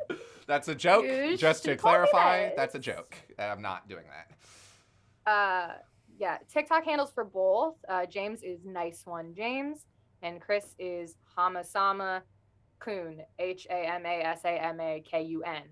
Correct. Fucking crushed that. Crushed it. Now. Absolutely crushed that. I should make them actual guests in the Discord. And while you're doing that, we get started. Let's not waste any other time, and let's give the reins of this old big T carriage back to our dungeon master, Aubri. Absolutely incredible. I am so excited for the next arc. So stoked. But let's put the little exclamation mark first on arc 4. Please. So before our break, after a lovely sort of breakfast of silver dollar pancakes, our intrepid miners discovered a group, miners and Bix. Thank you. Discovered a group of 4 sets of ghastly hands making off into the distance with their presence. Through a rambunctious chase to recover their lost presents, they have managed to, let me go back to my notes, recover their presents, but also upend Big T's favorite gnome and setting up a trap on the dance floor for later. They've destroyed Clarabelle's beautiful award-winning 15-year, I believe, Best Roses in Winster. Cracked in half the magical ice bust of Ace, our birthday boy today. Destroyed Quinn's beautiful handmade pink, gorgeous, incredible cake pops. Spilled oil all over the dance floor, popped all of Russ's balloons, destroyed the beverage table. And let me catch my breath. I think, I guess they got their own presents back, which is the most important thing, right? Yeah. So now as a group of you inspect this carnage, and you inspect the sort of quote-unquote ghastly hands that you've managed to capture, they sort of spark and ooze a little bit of gunk. What you find out is these hands weren't actually ghost hands, but actually a sort of what looked like a orb-like prototype, sort of drone, something that's been created through a combination of science, technology, engineering, potentially some mathematics, and a little bit Harley. of spooky ectoplasmic magic. How dare BBEG you. Harley. How dare you? No. Fix his grandmother. Clarabelle sort of walks outside, just looks at everything, and just goes back inside. Oh no. Oh, no. Oh, she's not mad. She's just disappointed. Just disappointed. Or did What are she you expect this somehow? Well, y'all, my mom is so mad right now. Oh no. What? I don't think she looked that mad. Looks No, sad. no, she's mad. No, Is that yeah, no, okay? that's She didn't even look Okay. mad. no. She the quiet when she's That's what quiet, she's mad mad. looks like? That's Yeah. weird. Okay. Because Jill always yells. It'd be Okay. like things like putting things down like Yeah. really hard. Really, yeah. Yeah. No, she's gonna like prune really. Interesting. She's gonna like tomorrow. Every flower is just gonna be just pruned to the bone. Pruned. That No. sounds Flowers like have a good bones? thing. I'm sorry. Hey, I'm gonna Bix, start cleaning up actually. So I'm Well, just- Yeah, it's your a orb quick, the oil, right? yeah, for sure. Yeah. quick question, Bix. Mhm. You know anything about? Russ picks up one of the orb things. Well, Do you know that- anything about these? Well, I've I've never seen that before, but I can. If you give me some time with it, I might be able to figure something out about it. Okay, great. Okay. Because you're smart. You're a smart dude. So I figured, you probably know what this is before any of us did. Yeah, just let me see that real quick. And can I ritual cast identify on this thing? I will allow that. I Nice. forgot that you had spells. Magical thing about artificer. So as you ritual cast identify, sort of what's really interesting here is that some of this you recognize, right? Like some of this is sort of the prototypes of your sort of orb bot. But there's another element here that you don't understand.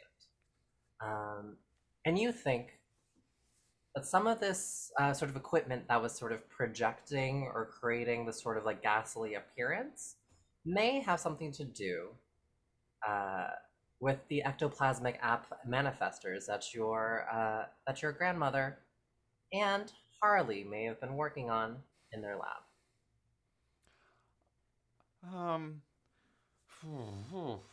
Well, okay. So my What? Setting the drink table back up while you were busy doing all that. my grandma said that someone stole her ectoplasmic in the Huh? My So- grandma had a thing that went missing from her lab recently, and I think that thing might have been involved in making this. I also, Quinn, have you seen a lot of Harley lately? Not today, but I saw her yesterday. She came Okay. over She was in the yesterday. treehouse like last night. That's Does- why I was not in the treehouse last night. Does your That's fine. girlfriend work a lot with my grandma? I don't really go in the lab because I don't like to touch all of those things, but I think she Yeah. does. What's her name? Bixlebong. She's really nice. I actually do Sounds like your right. grandma a lot. It's Bixlebong? Brie, it's Right? Battleby, right? That'll be more. It's Battleby, but that's fine. That'll be I think she does. Bixlebong's my uncle. I haven't seen him in like a decade. So We should have taken him back up. don't She really looks know to where he Esther. ended up, Just like- but that's fine. Next time we all go get drunk in the woods. You can- yeah, okay. What's going on? What? Nothing. Huh? Sorry, why were you lab. talking Anyway, about maybe Harley? maybe we could talk to Harley, and maybe Harley might know more about this. We could also talk to my grandma, but Why my would grandma didn't really seem to she know know. about this? Well, if she works Are you with... saying she did this? No, I just think that maybe she might know a little bit more about how it was constructed. She's really smart. We Yeah. we could probably talk to her. She's super smart. And then maybe another thing that we could do is that maybe we could go to my grandma's lab and maybe see if there's any signs that someone was in there to like take stuff. That sounds like a good idea, Bix. Yeah, that sounds good. Awesome, I love it. Are we all going both places, or are we splitting up? Because I'll go to your grandma's place if some people are gonna go hang out in the Harley lab. Isn't it like the same place? Oh, is it the same place? Is it the same place? There's It's two different places. Two Two If we're places. different. splitting up, I can't handle that again. Okay, let's just all go I'll to both Split places. it. Okay. Great. Where do you want to go first? Let's go to the lab first. Which lab? We're There's not going two to go labs. across. The- Yeah, it What? is one of the labs It's like across right the next- street. Yeah, it's like right across the street. Yeah. Oh There's- yeah, there's- Bixlebong lives across the street. That wasn't canonized. Yeah. That was canonized as of this Canon stream, now. and I love it. Yeah. Canon now, babe. Yeah. And I will Absolutely. say, Harley's down the block. Wow. We're all so close What a together. close absolutely. knit Small town. Love it. What a little town. I love them. Can't believe Harley didn't even go to the game. Kind of rude, right? Doesn't like the game. It's fine. She was busy being smart and Yeah. making science Oh, things, She was innovations. making science potions Of course. in her lab. No, right on, yeah. Why are you talking about Harley? I I'm was, his friend. all right. Let's go to the lab. Which, do you want to go to your grandma's lab or do you want Yes. to go to Harley's lab? Grandma's lab. All right.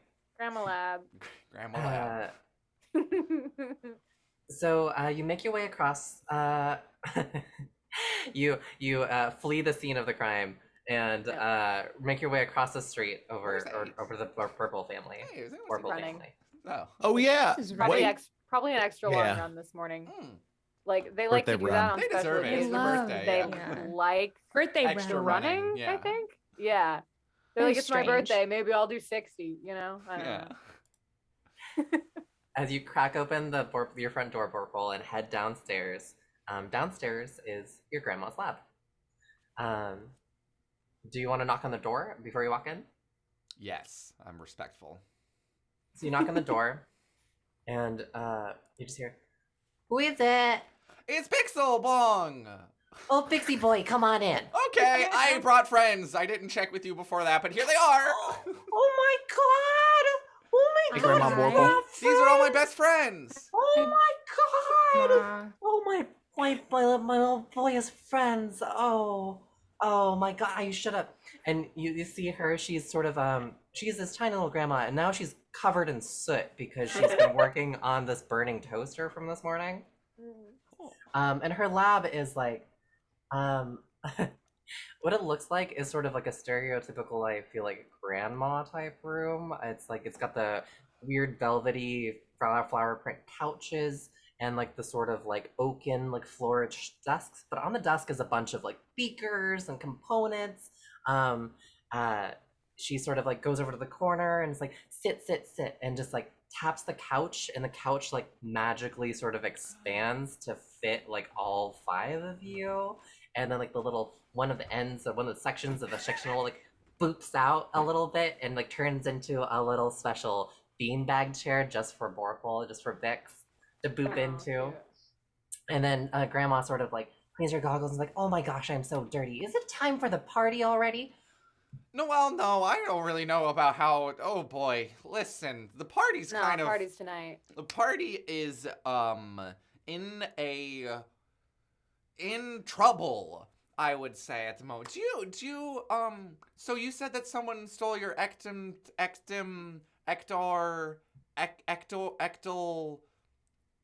thing? Did something get stolen from you? Yeah. You know, I was telling Bix just this morning, I've been working on these ectoplasmic app manifestors for, you know, a little client reached out to get them commissioned. There were some, you know, lovely researchers out from Tile who just kind of wanted me to work on this project, and then I must have misplaced them. I don't know if maybe, gosh, I just don't know where they went. I know I was working with Harley on the ectoplasmic app manifestors, but I just don't know. Gosh, how were you able to find them? No, but I think we might have found what they were used on. Do we still have the... Look! Gross, why'd you guys pick those up? You have to wash your hands. I figured it would be just smart to bring it along. Alright, no, that's fair. It's true. Also, That's do you have... true, Russ. Did your clients from Tile, did they, like, write you any letters or anything? Did they sign their name or anything like that? No, they didn't. You know, we just talked through the university. There's a university like grant contact through the Arcane Academy. But let me take a peek at those. And she like adjusts her glasses and sort of like they like telescope forwards into like grandma. Just sort of like let's see. My grandma doesn't have glasses like that. She busts out her like I wouldn't know. We've never met ours. No, like none of them. Oh, you've never met your grandma? Oh, that's so sad. No. But No. here, she takes out some little hard candies and just like gives them to your hand while she looks Okay. at that. Thanks, Grandma. Eat the candy. Well, Eat it. well, it looks like. Like right now? Yeah. Well, it looks like her. Well, this is really interesting. It looks like they've tried to like take some of my research.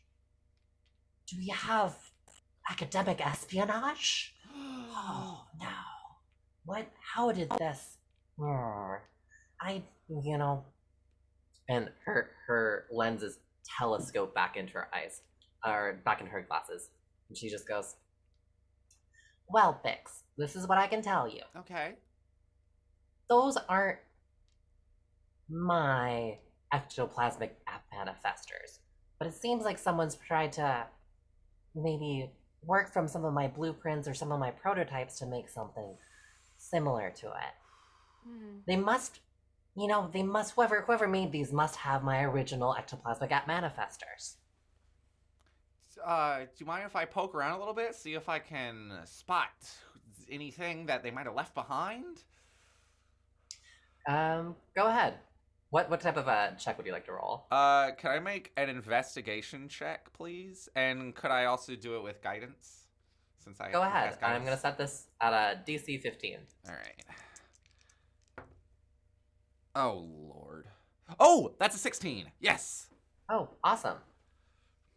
So on that investigate, as you peer through the sort of like, again, I want to describe this as sort of like an orb drone with sort of like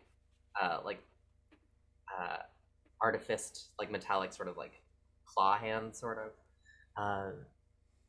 You can tell that, one, I think your grandma's research is above your current ability. Two, there's some of the things that you can parse through in terms of like the orbs functions, the drones function. But, to learn more about the sort of ghastly projection that this sort of drone was able to produce, you'd have to find somebody maybe who was more well-versed in the combination of magic, science, technology, engineering, mathematics. Quinn, do you know what Harley's up to right now? She left really early, so she probably just went back to the lab. She's always in her lab. Quinn, I think we gotta go to Harley's lab. Does Harley live at the lab? Sorry, I keep meaning to ask you this. Look, every time she's not in our house, is she at the lab? Does Harley have a house? I try to get her to not be there so much, but she's just really into it. I don't know. It's like fine. She's just a science. She's just a science jock. She is a science jock. She's a girl in actually. That's STEM. fair. Yeah, she's just a girl in STEM. Yeah.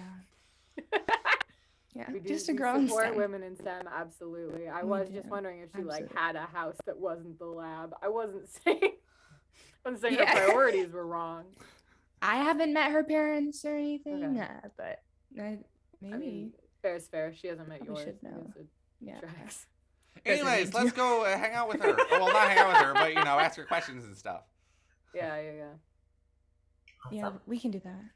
Oh, that'll be Borple sort of like goes, oh, or if you're heading over to Harley's lab, make sure you send over, here, manipulate this, and she's sort of like, she's got sort of like, just a sort of like a collection of sort of like assorted, how do I want to describe this? Almost sort of like, I'm trying to find the right words for this. But she sort of hands over sort of like a afforded sort of like folder binder of like schematics and like blueprints of like different things that like sort of outline some of the orb things that you've been working on. Cool. And takes it and is like, thank you. I'm sure this looks exactly like what she likes to read. Cool. So you make your way over down the block. Quinn, would you like to describe what Harley's like home and sort of like lab sort of like look like?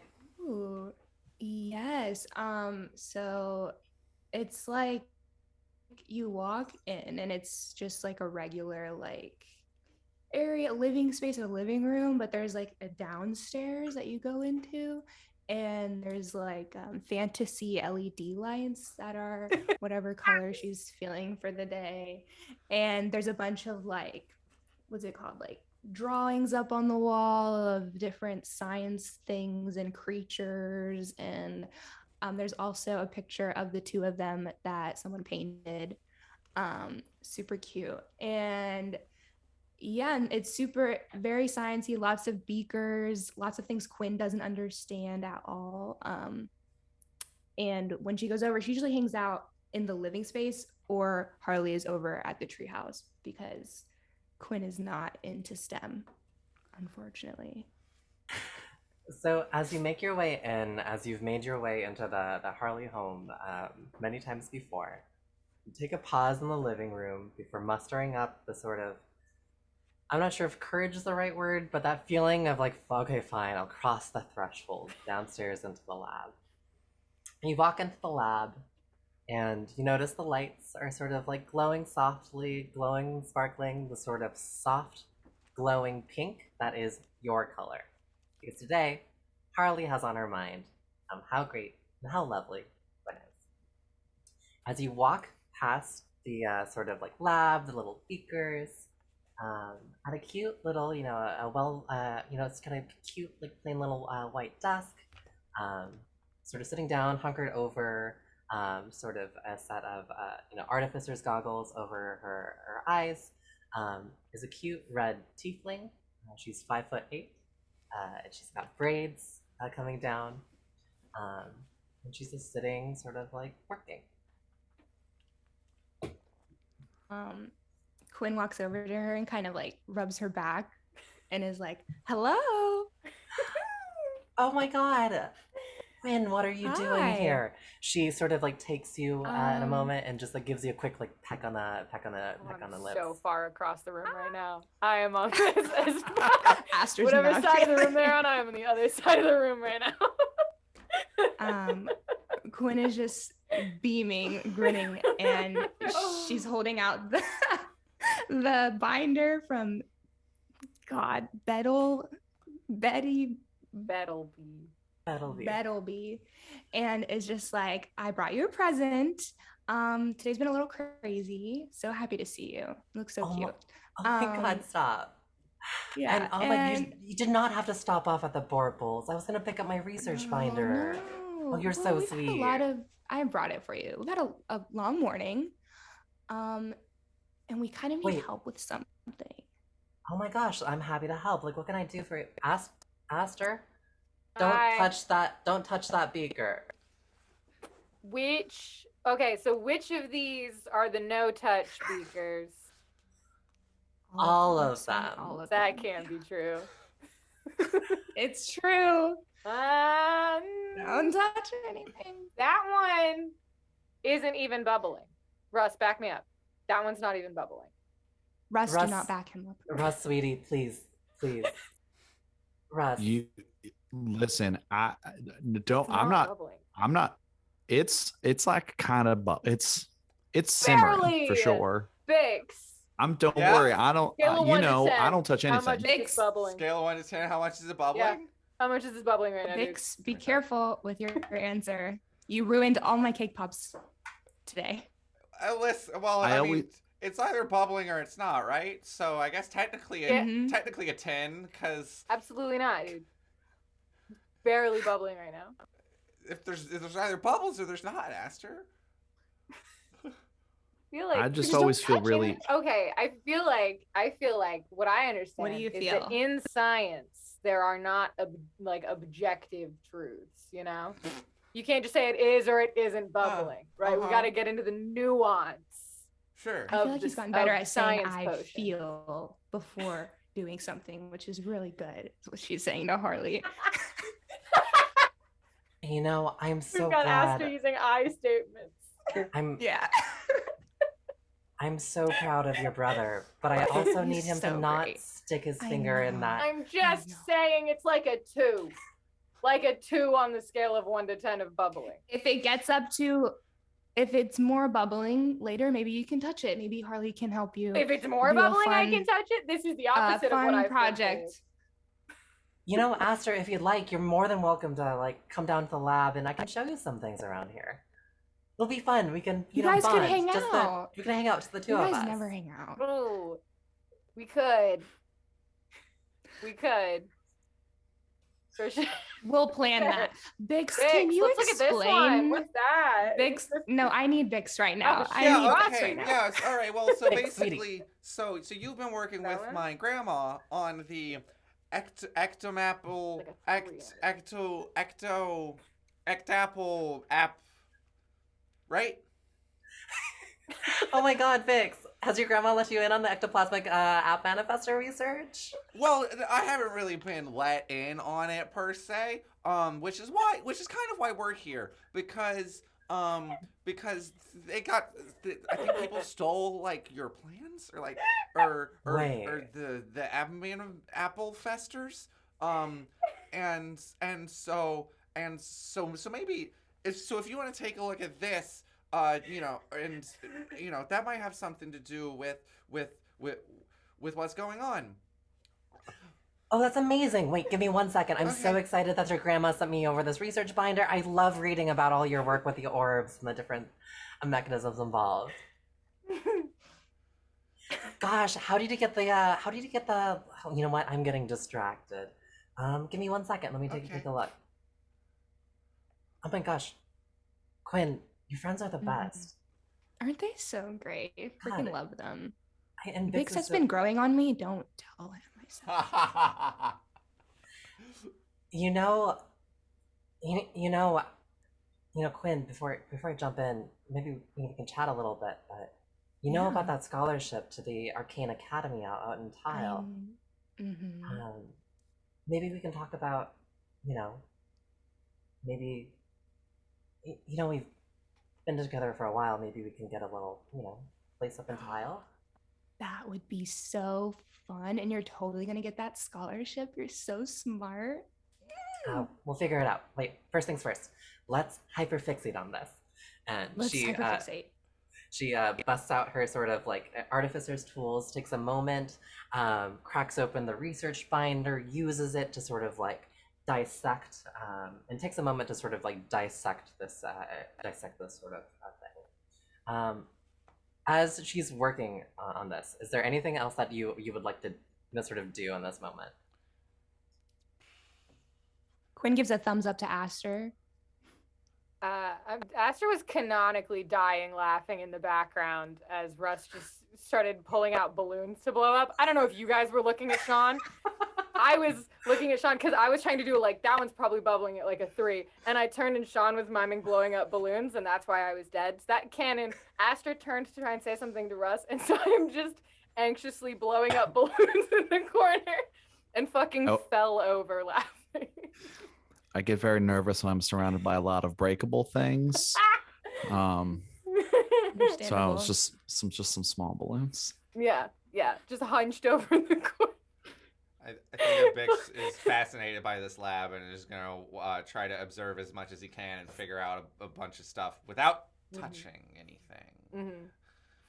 Bix, feel free to recovered enough to try and touch stuff again. That really it threw him off for a minute there. Bix, feel free to like handle all these things. You recognize all these components, right? Yeah. Oh boy. Oh, Bix is touching everything. Then he's like giving whatever. something a I will swirl, touch the things giving Bix it a touches. sniff. Aster? Bix is allowed to touch it. Bix puts a hand out. Aster. Just a whiff. You touched it. It can't be that dangerous. Scientific. They let OSHA's Bix going to be so mad.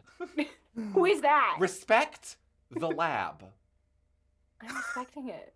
You touched it. That means I get to touch it. Aster, you don't know anything about this. I was gonna touch it exactly how he touched it. You don't know. What if something happens? What if we blow up the Nothing's gonna lab? happen. She's What gonna could break up possibly with me. happen? Look at him right now. What if It's like upside down. What could possibly happen? Hey Quinn, sweetie, can you grab all your friends? I think I figured this out. The huddle up. Okay, is a come on. distraction. I see Let's huddle directly up. through Let's- you. I understand group this up. move. I will join the huddle. I am not happy about it. Quinn pulls Aster in for the huddle. All right. Okay. So Quinn takes a moment and holds up the sort of dissected drone and just goes, well, this is really, truly fascinating. Like, again, Bix, absolute wonders with your orb bots. They're like really incredible in terms of what you've done in terms of getting all the joints together and then combining the engineering with the magical like effects. I think that's so freaking rad. Hey, thanks. But what's really cool here is whoever sort of MacGyvered this together, it seems like they've done a sort of slapdash job, but they've actually taken your grandmother's ectoplasmic app manifestors and sort of combined them with your orb technology to produce these sort of like fake ghosts. What's really wild is I know your grandma isn't the best with grants and things like that and keeping track with like what's going on here, but I know that this research was being funded through sort of funded through one of those major Orbula teams. One of the major Orbula teams, they were trying to, I think it was maybe one of the teams, I think it might have been Tile.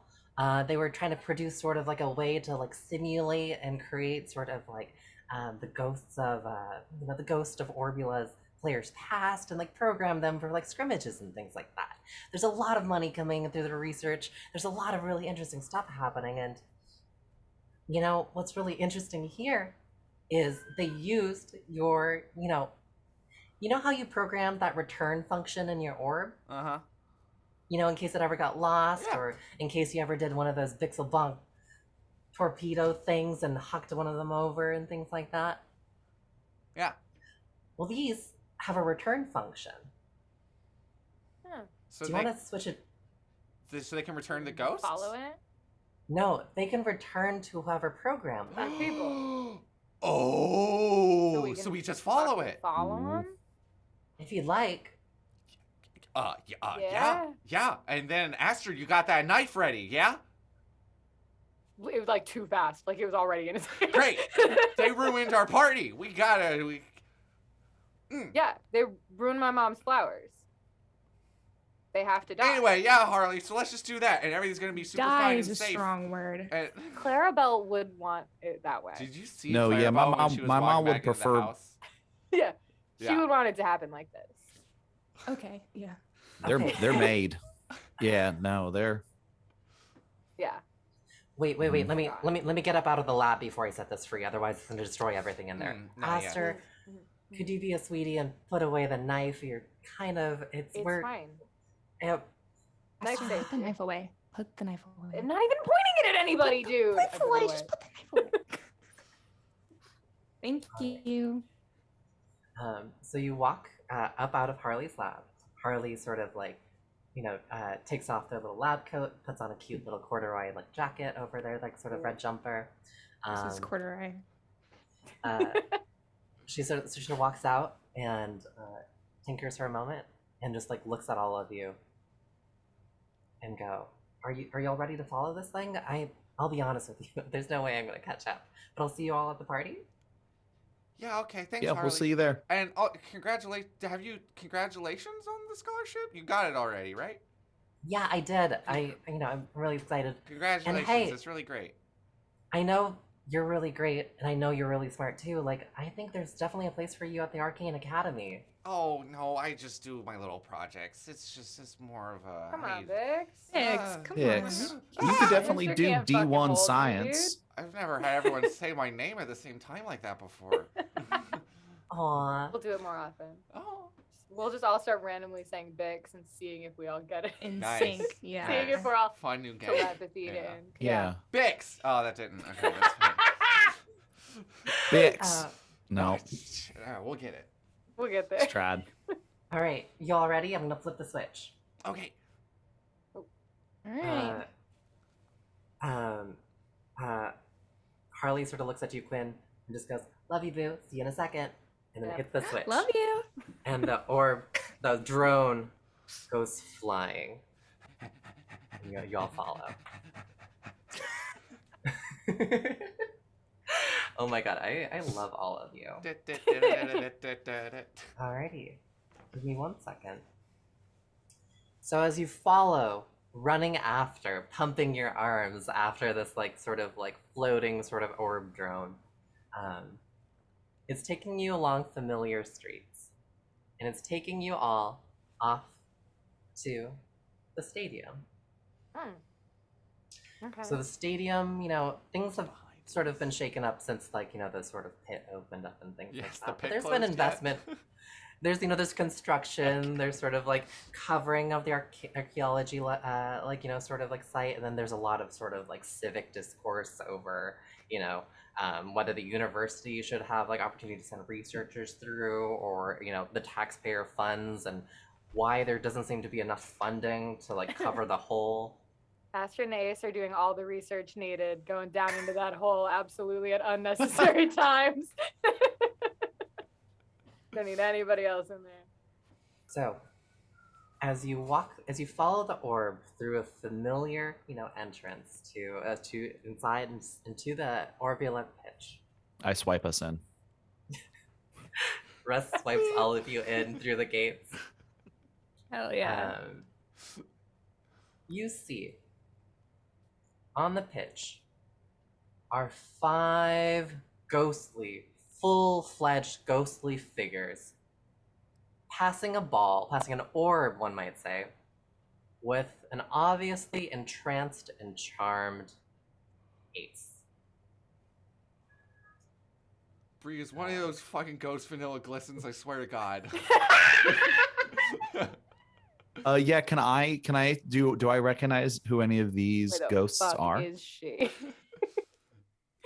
Roll a history with advantage. Ooh. Oh, it's gotta be vanilla if he's getting an advantage. It's gonna be Vanilla. Orbula himself will be there. Orbula is not evil, he just likes the sport. Maybe that's he a was 17. coerced. With a 17, Is she? you recognize every single ghost that's playing Orbula. Pick up Orbula with Ace right now. Let's go. You recognize them all as they all sort of look over and make eyes with you. You see the legendary Ronald Dorb with her a ghostly form of Ronald Orb with her cheeky smile, the gap between her teeth, and a sort of ghostly hair that looks like this. You have 4 more of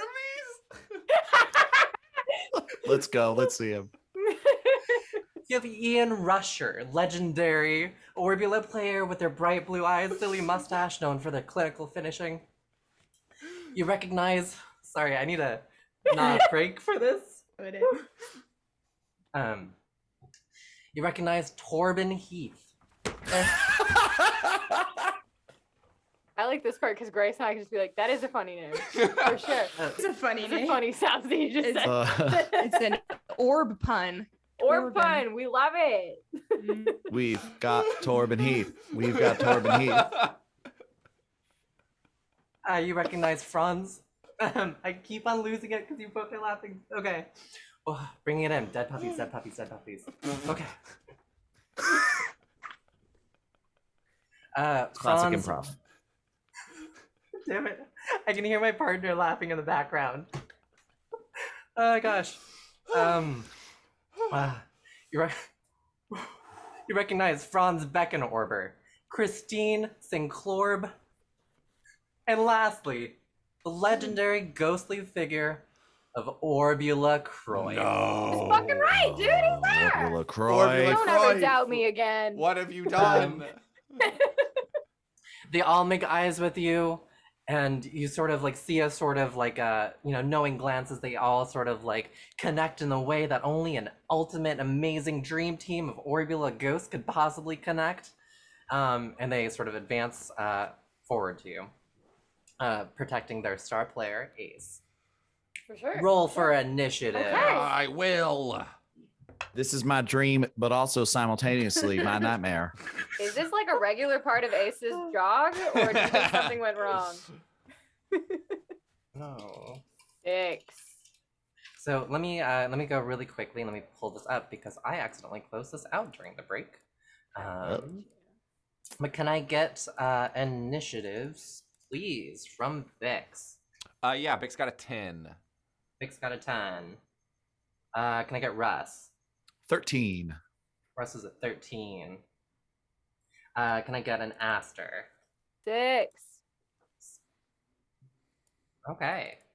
And can I get Grace?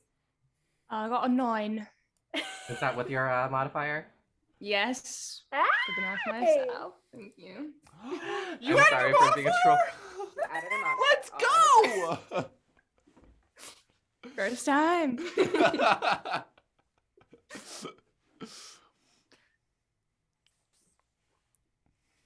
1 second, folks, while I write this all down.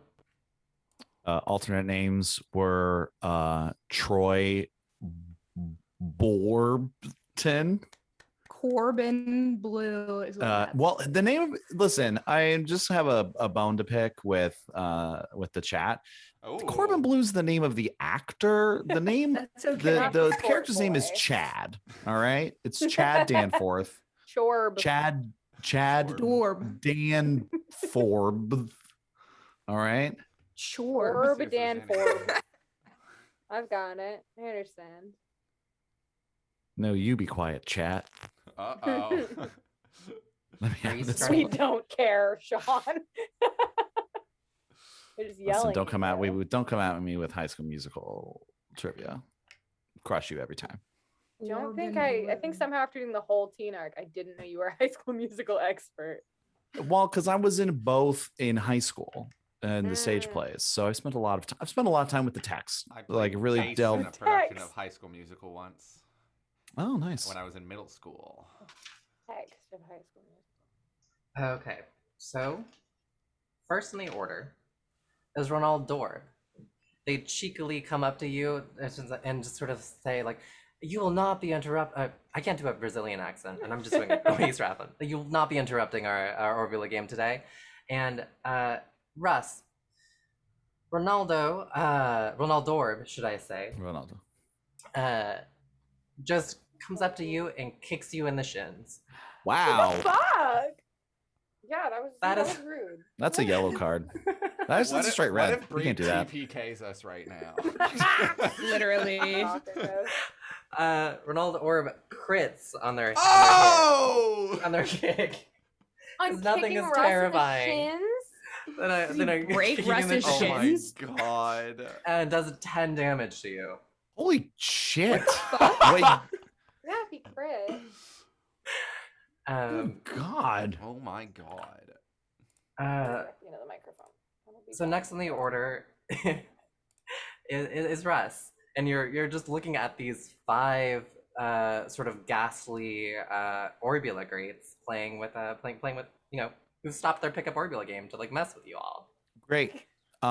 I pull a what was it, the 2004 World Cup when Zidane just headbutted the guy. I just do that. I do that right into Ronaldo. Great. Roll your Zidane headbutt.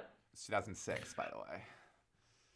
Thank you. Yeah, Sean, take that. It's the, Absolutely. it's my Take there's a- that. there's We a- all knew that. that was my first soccer memory. We all knew Oh, it. really? That's all I'm Yeah, saying. that was my first ever soccer memory. Is Grace and hearing, I could've oh my gotten god, that. from the living Oh. room, running in and seeing a replay of Zidane headbutting that guy. Gabriella. That's really good. Does a 14 hit? 14 hits. Roll your damage. It's a 10 damage. Oh wow, 10 it's for so 10. much damage. As you headbutt Ronald Orb, they comically flop to the ground and sort of start flailing wildly and just go, and then they roll a couple barrel times. Oh. Next in the order is Ian Rush. Ian Rush takes a moment and sort of looks at you, Bix, and just sort of like, hey, nerd. I just instantly start bullying Bix. And then they run up to you. They sort of like juke a little bit, and then they juke, and then they do they nutmeg you with like the orb through in between your legs. I need you to throw damage. Wisdom saving throw. This is a From getting nutmegged. This is a reskinned vicious mockery. Oh, that's so funny. Oh my gosh. Oh shoot. All right. Oh, nice. I rolled great. 16. Awesome. So you make that save. I'm assuming that you get nutmegged all the time. You're next on the order. Oh, awesome. Okay. My question. Is there? Can I position myself in a way where I can get multiple ghosts in a straight line from me? I'll let you hit like 2 ghosts in a straight line. I'll take it. Okay, so I will position myself in a place that gets me a straight line, and I will cast Tasha's Caustic Brew. Oh my gosh. New spell. So a stream of acid emanates from you in a line 30 feet long and 5 feet wide. I hope I'm not hitting any of my friends. 30 feet long and 5 feet wide in a direction you choose. I want to hit all of them, none of my friends. Each creature in the line must succeed on a dex save or be covered in acid for the spell's duration, or until a creature uses its action to scrape or wash the acid off itself or another creature. Great. And once again, my save DC is 14. So they both save. Son of a. All right. So what do they get on a save? Jack shit. Nothing happens. Awesome. Both of my spells, nothing happened. So you aim your spell towards Torben and Synclorb, and they both expertly juke out of your acidic spray. Sad. Is there anything else that you would like to do? Yeah, I'll use my my bonus action to have my orb attack someone. So Renald Orb is prone right now, right? Renald Orb is prone and flopping. Okay, so I'm not going to attack Renald Orb because that would give me disadvantage on a ranged attack. So I'll have Renald Orb, I'll have my orb send one of its attacks. Well, it only has one attack. Sorry, I'm just trying to pull up the stat block. Send its force strike at I'll go for Christine Synclorb. So, oh Lord, that's 9 to hit. The orb misses Synclorb. Listen, if once you get nutmegged, it makes sense not being able to do anything useful for that's kind of sad, but I guess that's my turn. Next on the order is Quinn. Okay, can she run up to the person who broke Russ's shins? And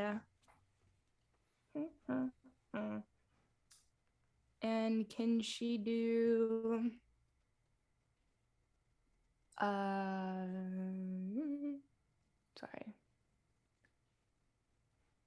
can she do dissonant whispers? Yeah, go ahead, read that spell description out to us. I don't like that they did that to my friend. Whisper a melody that only one creature of your choice within range can hear, racking it with terrible pain. They must make a wisdom saving throw, and on a failed save, it takes 3d6 psychic damage and must immediately use its reaction. And if you cast this spell on second level or higher, the damage increases by 1d6 for each slot level above the first. I've been rolling really well. That's a 16. Does that save? So what do I have to do? It probably does. It sounds like It probably does. On your spell save sheet. DC? Yeah.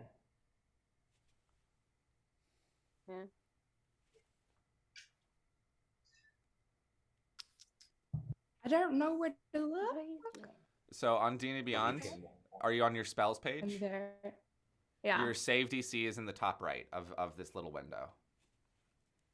Oh, it's 14. Frick. Damn. Okay. Awesome. It's, so they save against your whispers as they're more self-absorbed into their flopping. Next in the order is Torben. Torben sort of like approaches you, Russ, and they take a swing for your shins as well, and they miss. God. Next in the order is Why is Aster. it going for the shins? It's the worst. I'm not even wearing my Okay. shin pads. No shin guards. I just wasn't even ready. Nothing. That was your mistake. That was your mistake. Not putting your shin guards on for a for a birthday party. Yeah. Where's Ace? There's a lot of ghosts around. What's Ace? What's happening? Ace is just like enthralled and charmed right now. You see that they're under some form of like illusory magic. Can I get Ace, or do I have to fight ghosts? It's up to you. Can I get to Ace? Yeah, if you'd like to get to Ace, How far away is Ace? well, just give me. I'll tell you 30 feet away from you. Great. Can I be there? I'm very concerned about what's happening over there. Yeah, you go over to Ace. Ace is just sort of like spinning an orb. Just out of it. I'm gonna do something I would never normally do, and I'm gonna knock the orb out of Ace's hands. You knock the orb out of Yeah. Ace's hands. Ace is gonna kill Aster. I know. Um, I know. and It's your Ace fucking just birthday, dude. What are you doing? and you knock the orb out, and Ace just sort of like you see the sort of like spell sort of just like wink out of their mind for a moment, and then Ace just sort of like collapses. Oh God. I'm gonna let you know now, Ace isn't dead. Okay. But like it seems like That'd be so funny. the spell of the orb is gone from Ace's mind. Okay. I'm gonna let you know now. Okay. Ace has died. Oh no. That was the one That thing happened keeping in our Ace fun alive. little one shot. Is that Ace died? And it's Okay. over. Okay. When you knock Okay. the sort of like orb out of Ace's hand, you Mhm. see Orbula, the ghost of Orbula Cruyff, sort of look at all of you and go, "No, that is not what I desired. We are going to play the most fabulous Orbula of all time." Sounds just like Not Ace. this again. It does sound just like Ace. Next thing, Okay. is there anything else that you'd like to do with your turn? What all did that take up from my turn? Nothing really. I'm just gonna let you use it Okay. as an object interaction. Okay. Okay. This is so confusing. Aster is just sort of taking a thought maybe that would wake Ace up and then everything would be magically fixed. And that's not what happened. So, sort of thrown off. There is a ghost of Orbula Cruyff. There is a ghost of Orbula Cruyff. I bap him. Bap him. I want to bop him. Go for the bop. Bippity boppity boop 'em. Bippity boppity bap 'em. Bip. Bip and bop him. It's a 17 to hit. 17 hits. Excellent. I'm just punching. I'm not using my mom's knife at the moment. That's mom's knife? 6 bapping damage. Yeah, my Do mom's knife. 6 bappin damage. Yeah. When you punch this ghostly Does it work? Orbula, you feel it connect. Okay. Your punch connects, and Okay. there's sort of like almost like a glitch, like a phase sort of Okay. happens. It doesn't look like I heard it. It looks like I'm breaking it. You look like you heard it. Okay. I can punch again, so I will. I was trying to figure out what the punch did before I decided I was gonna do it again. Maybe it was gonna hurt Ace. I don't know. I'll bop him again. That's 22 to hit. That hits. Bah. That's 7 bapping damage. That's another 80? 7 bap. Maximum bapping damage. And the second time you hit that vap, you see another sort of like flicker. They have taken the damage, but there has been sort of like a bzz, bzz. Okay. Next in the Confusing. order is Synclorb. Synclorb's sort of a... I think so. Ooh, that's not great. They sorry, I'm just gonna keep on having their attacks like kick you in the shins. Zinklorp goes over and kicks you, Bix. And I will say this is amazing because this is my second nat 20 of the night, which feels really good. Wow. But that's gonna be 8 damage Kill as Bix, you I get kicked in the dare you. shins again. Okay. Ow. Breaking everybody's Kill fan shins, favorite dude. Bixlebong Jesus. Borple. Oh yeah. You can say that now. You can say it now, Sean. Now that I people have can. heard that. Still true. can, never could. Podcast. Just like in the first episode. The Yeah. fan favorite NPC is the one that was never in the arc. It's Harley. true. Oh my god. Next in the order is lastly is Croif. Croif. This ghostly Orbula Croif sort of shouts out to the other ghosts, "Quick, let's knock out these kids and bring Ace over before they snap out of it." And they minors. look over to you, Aster, and they Hi. just kick you in the shins. Ow! And it doesn't a 19 hits, right? Yeah, 19 hits. How fucking dare you? That's 4 damage as you take as Oh. this Croif kicks you in the shins. Rude. That Fucking brings minor. but damn it. I'm just a little baby.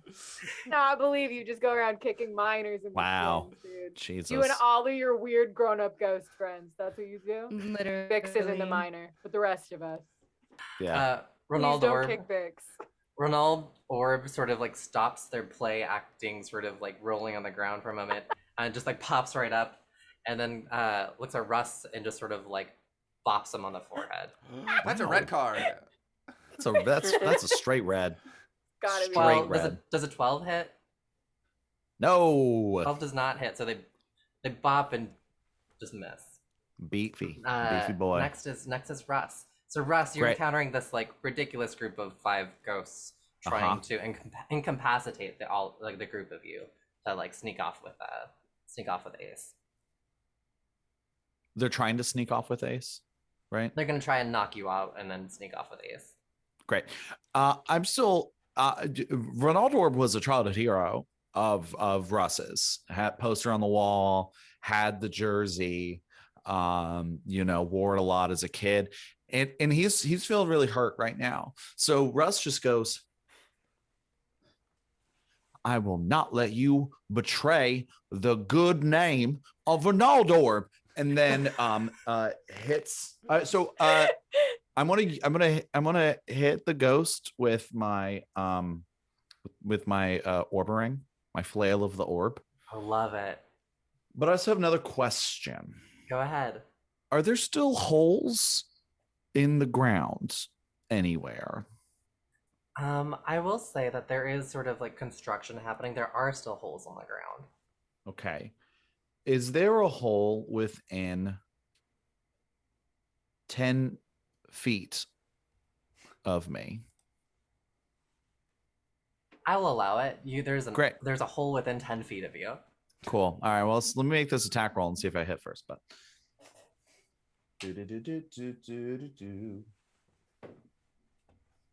does an 11 hit?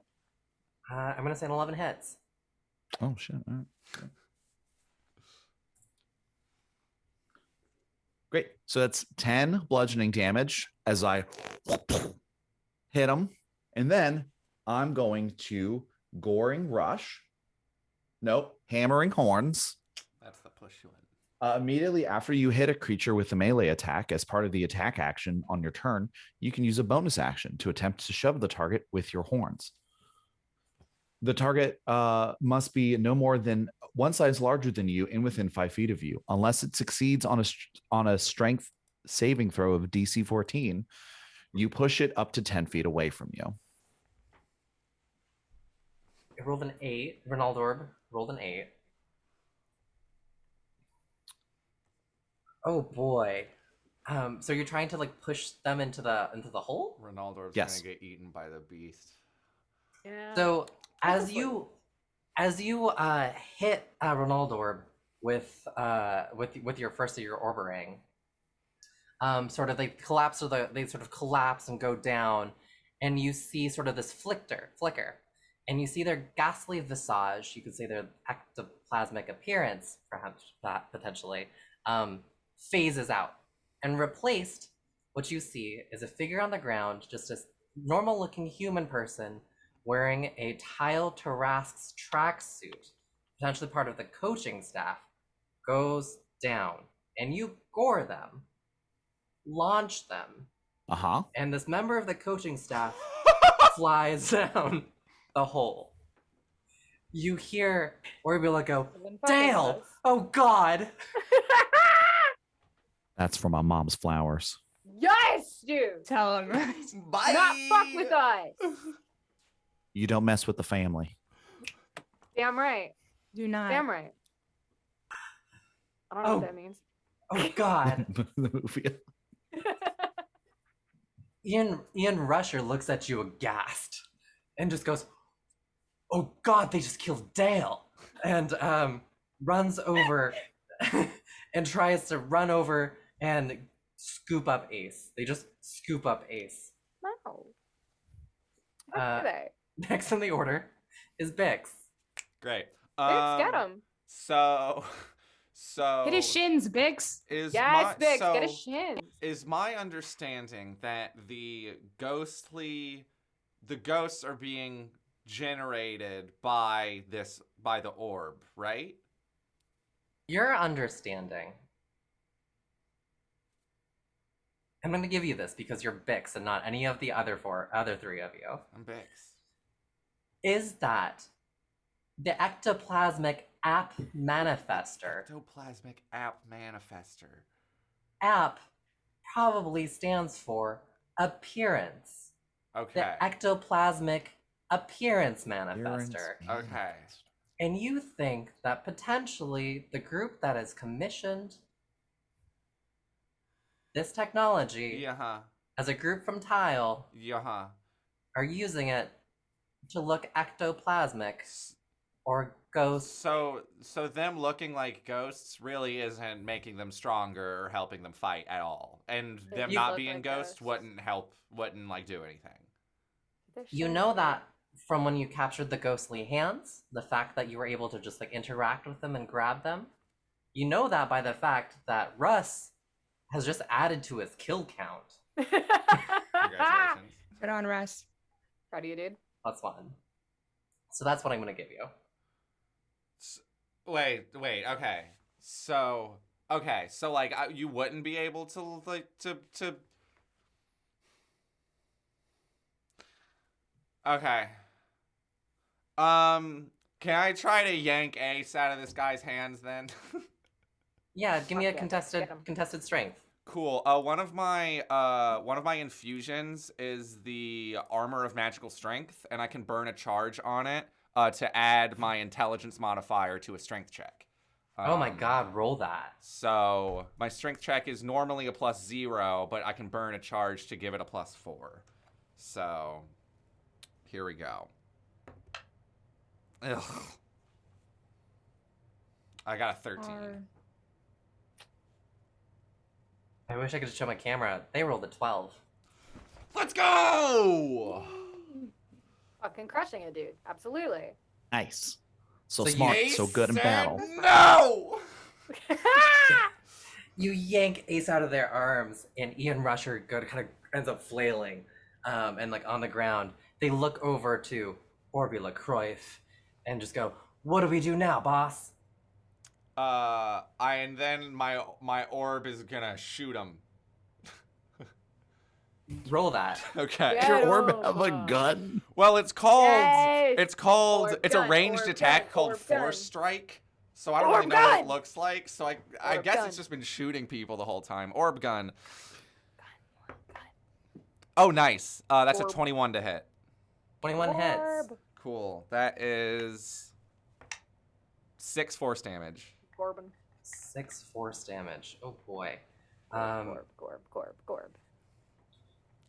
This blast hits Ian Rusher, and you see the sort of like suit, sort of like short circuit, and you see sort of like appearing in place of Ian Rusher's gorgeous, ghostly, blue-eyed appearance with lovely mustache, is just sort of a short, squat man, also wearing a Tile Tarask's tracksuit, sprawled on the ground. Just knocked giving out. it away. Next in the order is Quinn. Is that guy dead?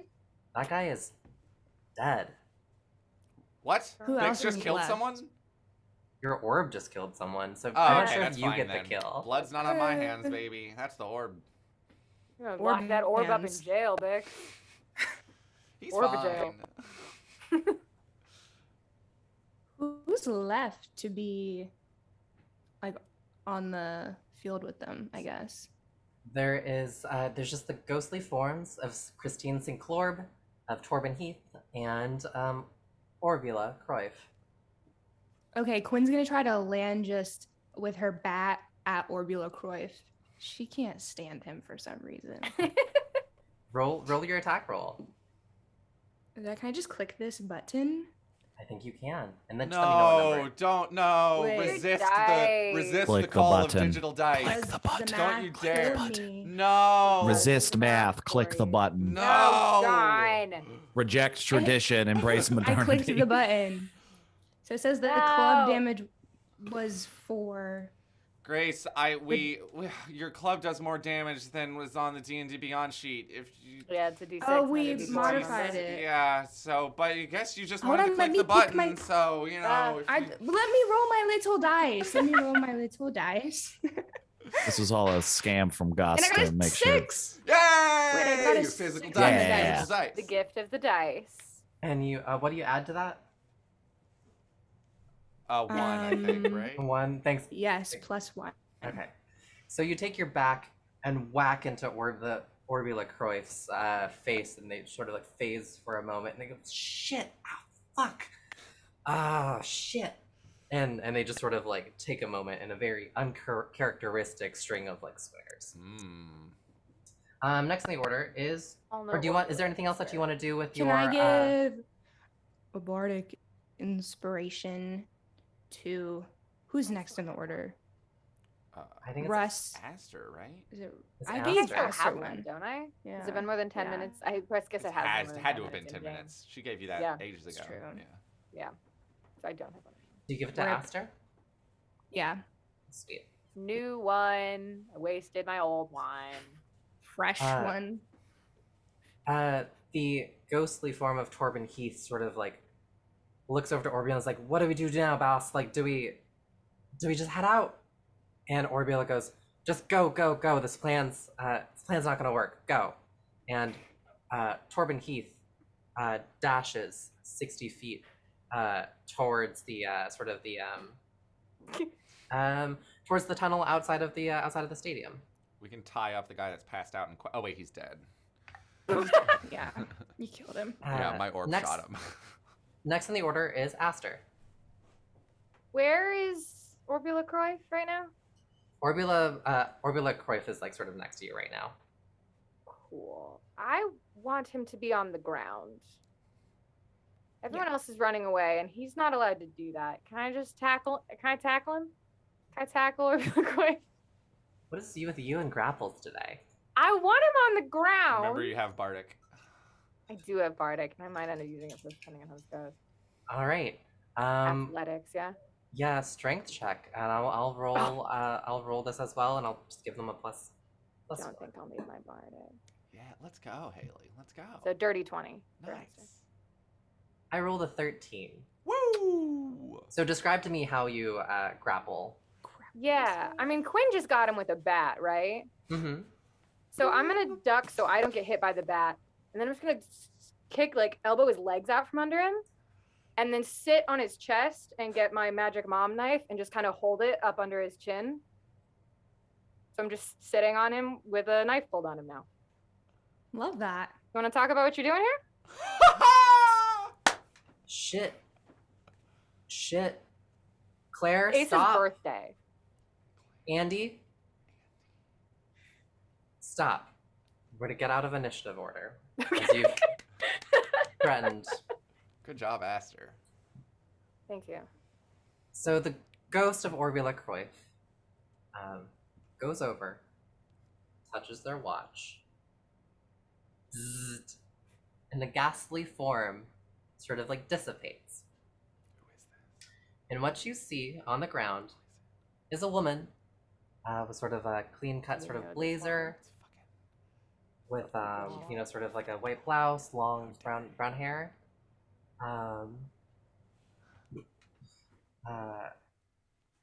You recognize a familiar face, that approached you all in the unbelievable in the treehouse. Haley, looks like you know who that. Is it Dwala Keys? Wow. You recognize the face of the owner of the Tile Tarask, Dwala Keys. Sucks She that looks the at you. owner of the Tarasks has to die today on the fucking Winster White Claws field. Okay. Do it, Aster. Aster, do it. I dare you. Do it. Ooh, he dared me. No, Bix, shut the fuck up. We don't have to kill anyone today. I'm just leaning over Dwala going, I never leave a dare like that. I'd be fine You with it. can today. It's Ace's Russ would birthday. be fine with it. I'm gonna look away so I can pass. a Almost fantasy all of my polygraph. moral compasses are on my side. Hey. Almost. Hey.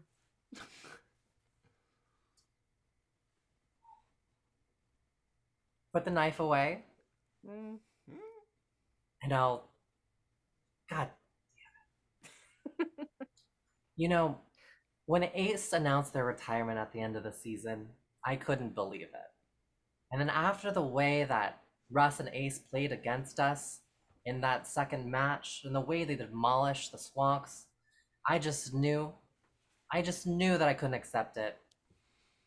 So I began working with the Arcane Academy and the Borples and the coaching staff to create the ultimate, plan to recruit them. So I learned about the Borples while I was in town recruiting. I have nothing. I didn't do this. I know. And just like, hey, I sent an assistant to keep tabs on their sort of ectoplasmic appearance, manifester. And we were hoping that somehow, some way, we could disguise ourselves as Orbula legends, play a game of pick me up with Ace, get them feeling excited about Orbula again, and maybe consider signing a contract with the Tile Tarasks.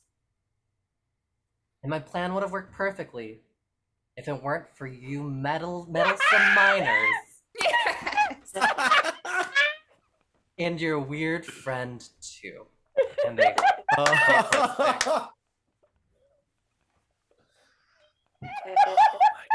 So good. Oh my god. Killer. Incredible. Well, I want to kill So it. here's the thing. Yeah. It's your thing. You definitely, I'm going to be frank, deserve to die. And again, it's still about the flowers. 15 years, could have been 15 years in a row. And listen, I'd be doing you a service by having me do it and not having my mom take you back to her flower shop. Right? So just saying, right? That would have been nice and easy. But what I actually think would be worse for you overall is when I report you to Hasmo Liga and you get stripped of your title in the team and the team gets stripped of all of its titles, because this is definitely, and listen, after that whole thing with going into the woods and having my brother resurrected, I read the entire rule book and I know exactly what is allowed in Orbula and what is not allowed. And this is 100% not allowed. So you are going down. You bring shame to the game of Orbula. A fate worse Hear than me death. out. A stripped title. Hear me out. I want to defeat her to our pet under the stadium. You already Let me go. gave him a little snack. He's A so big. pet? There's no way that's enough. You have Yeah, a pet? Well, Ace and I have been trying to think of a name for him, but we hadn't settled on one yet. Okay. Let me go, and I'll forget all about this, and I'll make everything right with the birthday party. You'll never see me again. You also drugged a 1-year-old, which is kind of That's as minor as it gets. Yeah. Strange. Is there anything that you would like to do with Dwala before? Probably shouldn't kill her, right? Like, all the murders we did before, we didn't actually get in trouble for. This one, we probably. Yeah. Maybe. Russ might hit up in the paper. Russ uses he takes out the flail of the orb, and as when Dwala Keys says that you just let me go and this will all be, you'll just deal with it. He casts, as he pulls out the flail of the orb, he casts Thunderous Smite just to make a big booming noise as he pulls it out, and he says, "You will not be going anywhere. You are going to stay here until the proper papers are filed." Yes. Per Hasmo Liga Rule 17B subsection C. You heard him. Damn right. We all know it. Mm-hmm. We all know that that exact article. I love it. So you tie her up. Oh, I will get off of her. I'd like to flash forward a little bit. You wake Ace from their like sort of stupor. They sort of look at all of you and it's like, my, I just had the most bizarre game of Orbula. Me too, man. Me too. Gosh. Anyway, shall we head back? I am absolutely positively just cannot look forward to Clarabelle's lovely morning tea. We should finish your run. Finish your run? You know what? I have not finished my run. I've been thinking, I wanted to start running in the mornings with you. I'm sure I can't do your whole run. I'm sure. I'm sure you've already done most of it. But like, you want to finish it together? I would love to. Great. Good. So we cut forward. Like cut forward in time. Later that evening, I think you all scramble back home to the Toron residence. After you take the work of like distracting Ace throughout the rest of the day, and like you all, I'm gonna have you roll one last set of dice to see how well you do. Oh yes. In terms of patching up the party and fixing the damage. I was trying to distract Ace. Should I also roll? Oh, you roll as well. What type? Great. What check is this? Just a flat DC 20. Okay. 3. 15. Throw up on the run. I got a 5. add your guidance, Haley. Oh shit! Fuck, you're so right. I got a 9. 6. Of it. So with a 6, Aster, you do a horrible job of keeping Ace distracted. They know something up. It's just like you try your best. It's just like, I don't have good deception. Aster, you seem to be breathing extremely heavily. No. I love running. We can head back to that. We can. Fun. Okay. I will. They rip off a part of their tunic and give it to you. This is fashion as sort of like a, in case you need to expel. The rest of you. I won't. The rest of you go back and do your best to patch things up. The majestic ice sculpture, you pull out some fantasy duct tape and wrap the head across it. Sean, Russ, you've managed to like blow up half of the balloons, but they look kind of like wonky. Some of them are like weirdly shaped. Bix, you've managed to like, clean up some of the oil and things like that, but there's still like splotches and there's still some smears in places. Mash all the pieces of cake together into a big mega cake. You and Quinn work together to make a trifle out of the splattered remains of the cake. Later that evening, Aster, after their sort of mangled attempt to keep Ace away, they sort of arrive early to the party. Ace kind of like looks at all of you, looks at everything that you've all made, and just kind of takes a moment and just goes, what an amazing team, and gets everyone together into a big group hug.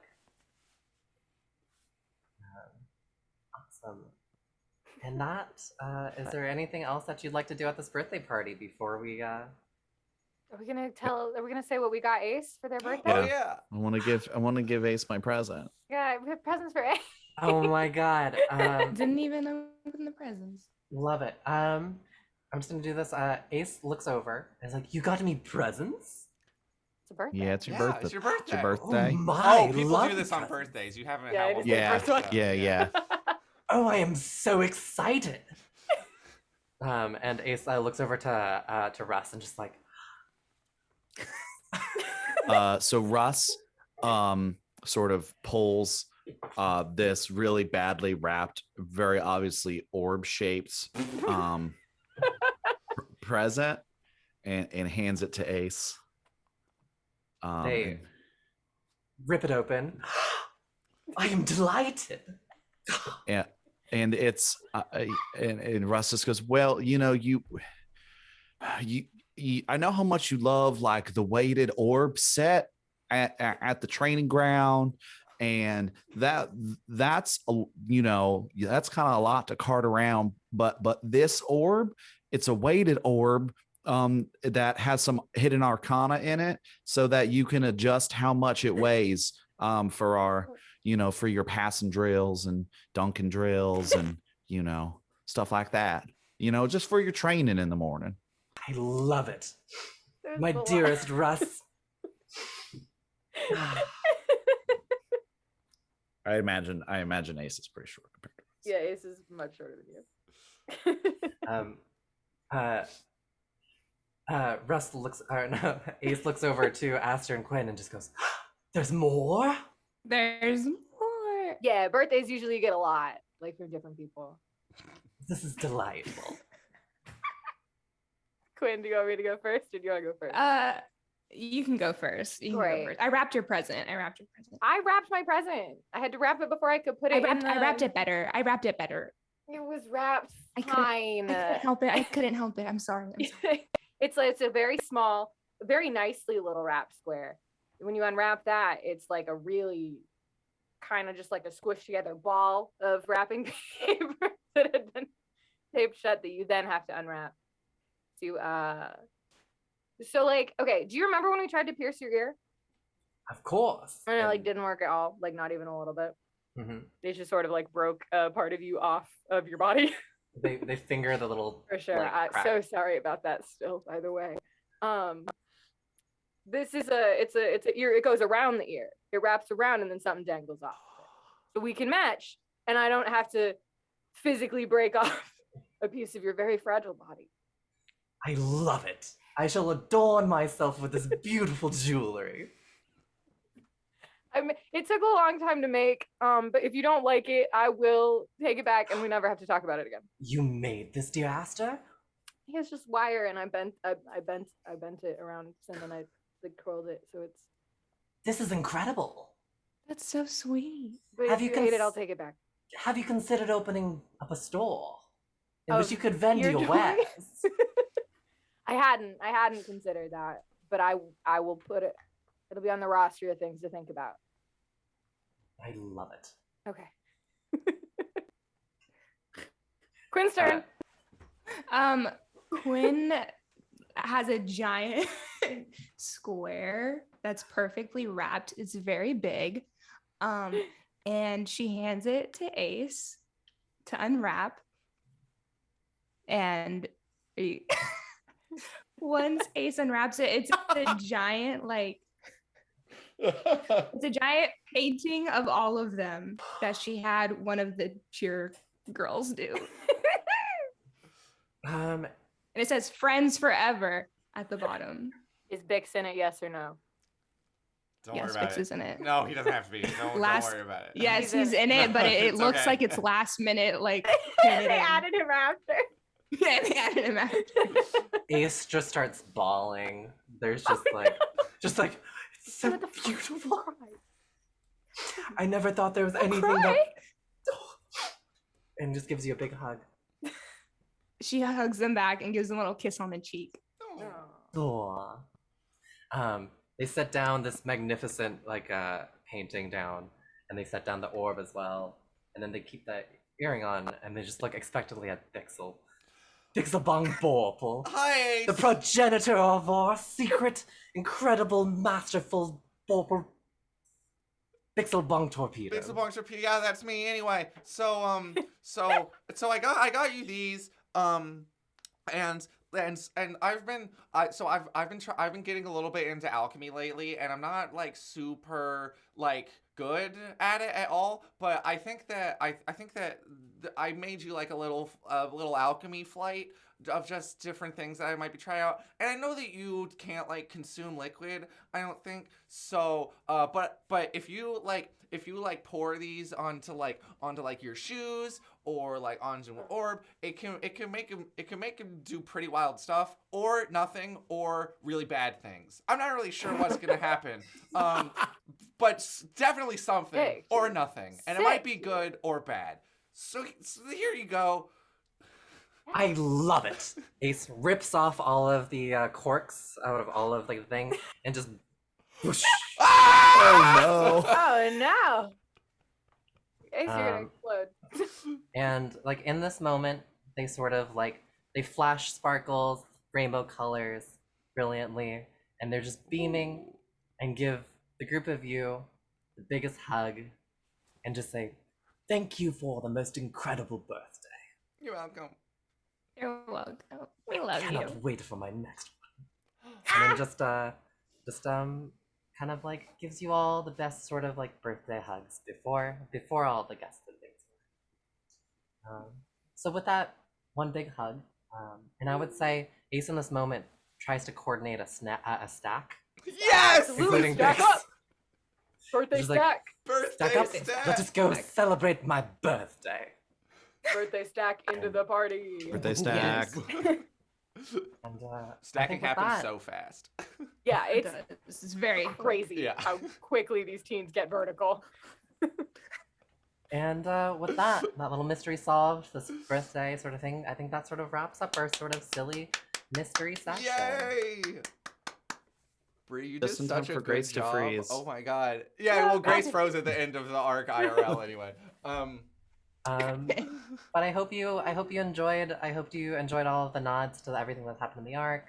I love vertical teens. Hashtag vertical teens. Yeah, Vertical Teens. Hashtag birthday stack. Thanks for giving me space to run a really silly session, and also super excited for arc 5. Yeah. You know, I just feel like I'm scattered all over the place. I want to express my love towards all of you, Gus, Haley, Sean, Grace. What an amazing time recording. We had so much fun over the course of this arc. Thank everyone here. Thanks to all of our fans, supporters, everyone on the Patreon, Discord, all the folks supporting the amazing Unprepared Casters like merch store, everyone who's like, you know, all of the sponsors and everything. Like thanks to everybody, and super stoked for Arc 5. Arc 5. Thank you so much, Bree, for doing this. Also, it was incredible, Bree. Thank you, everyone. Round of applause for Bree. So good. W's in the chat for Bree running an incredible one shot. Shoot, y'all. Bree did a great job signing off, so I don't really have anything else to add. Haley, you got anything? I don't think so. All right. Thanks everybody for being here. We love you very much. Thanks everyone. Big Thanks hearts. for letting us have a week off. Thank you so much for letting us have a week off. We'll see you on October 11th for the start of Arc 5. And Orb is life, baby. Bye-bye. Orb is life. Orb is life.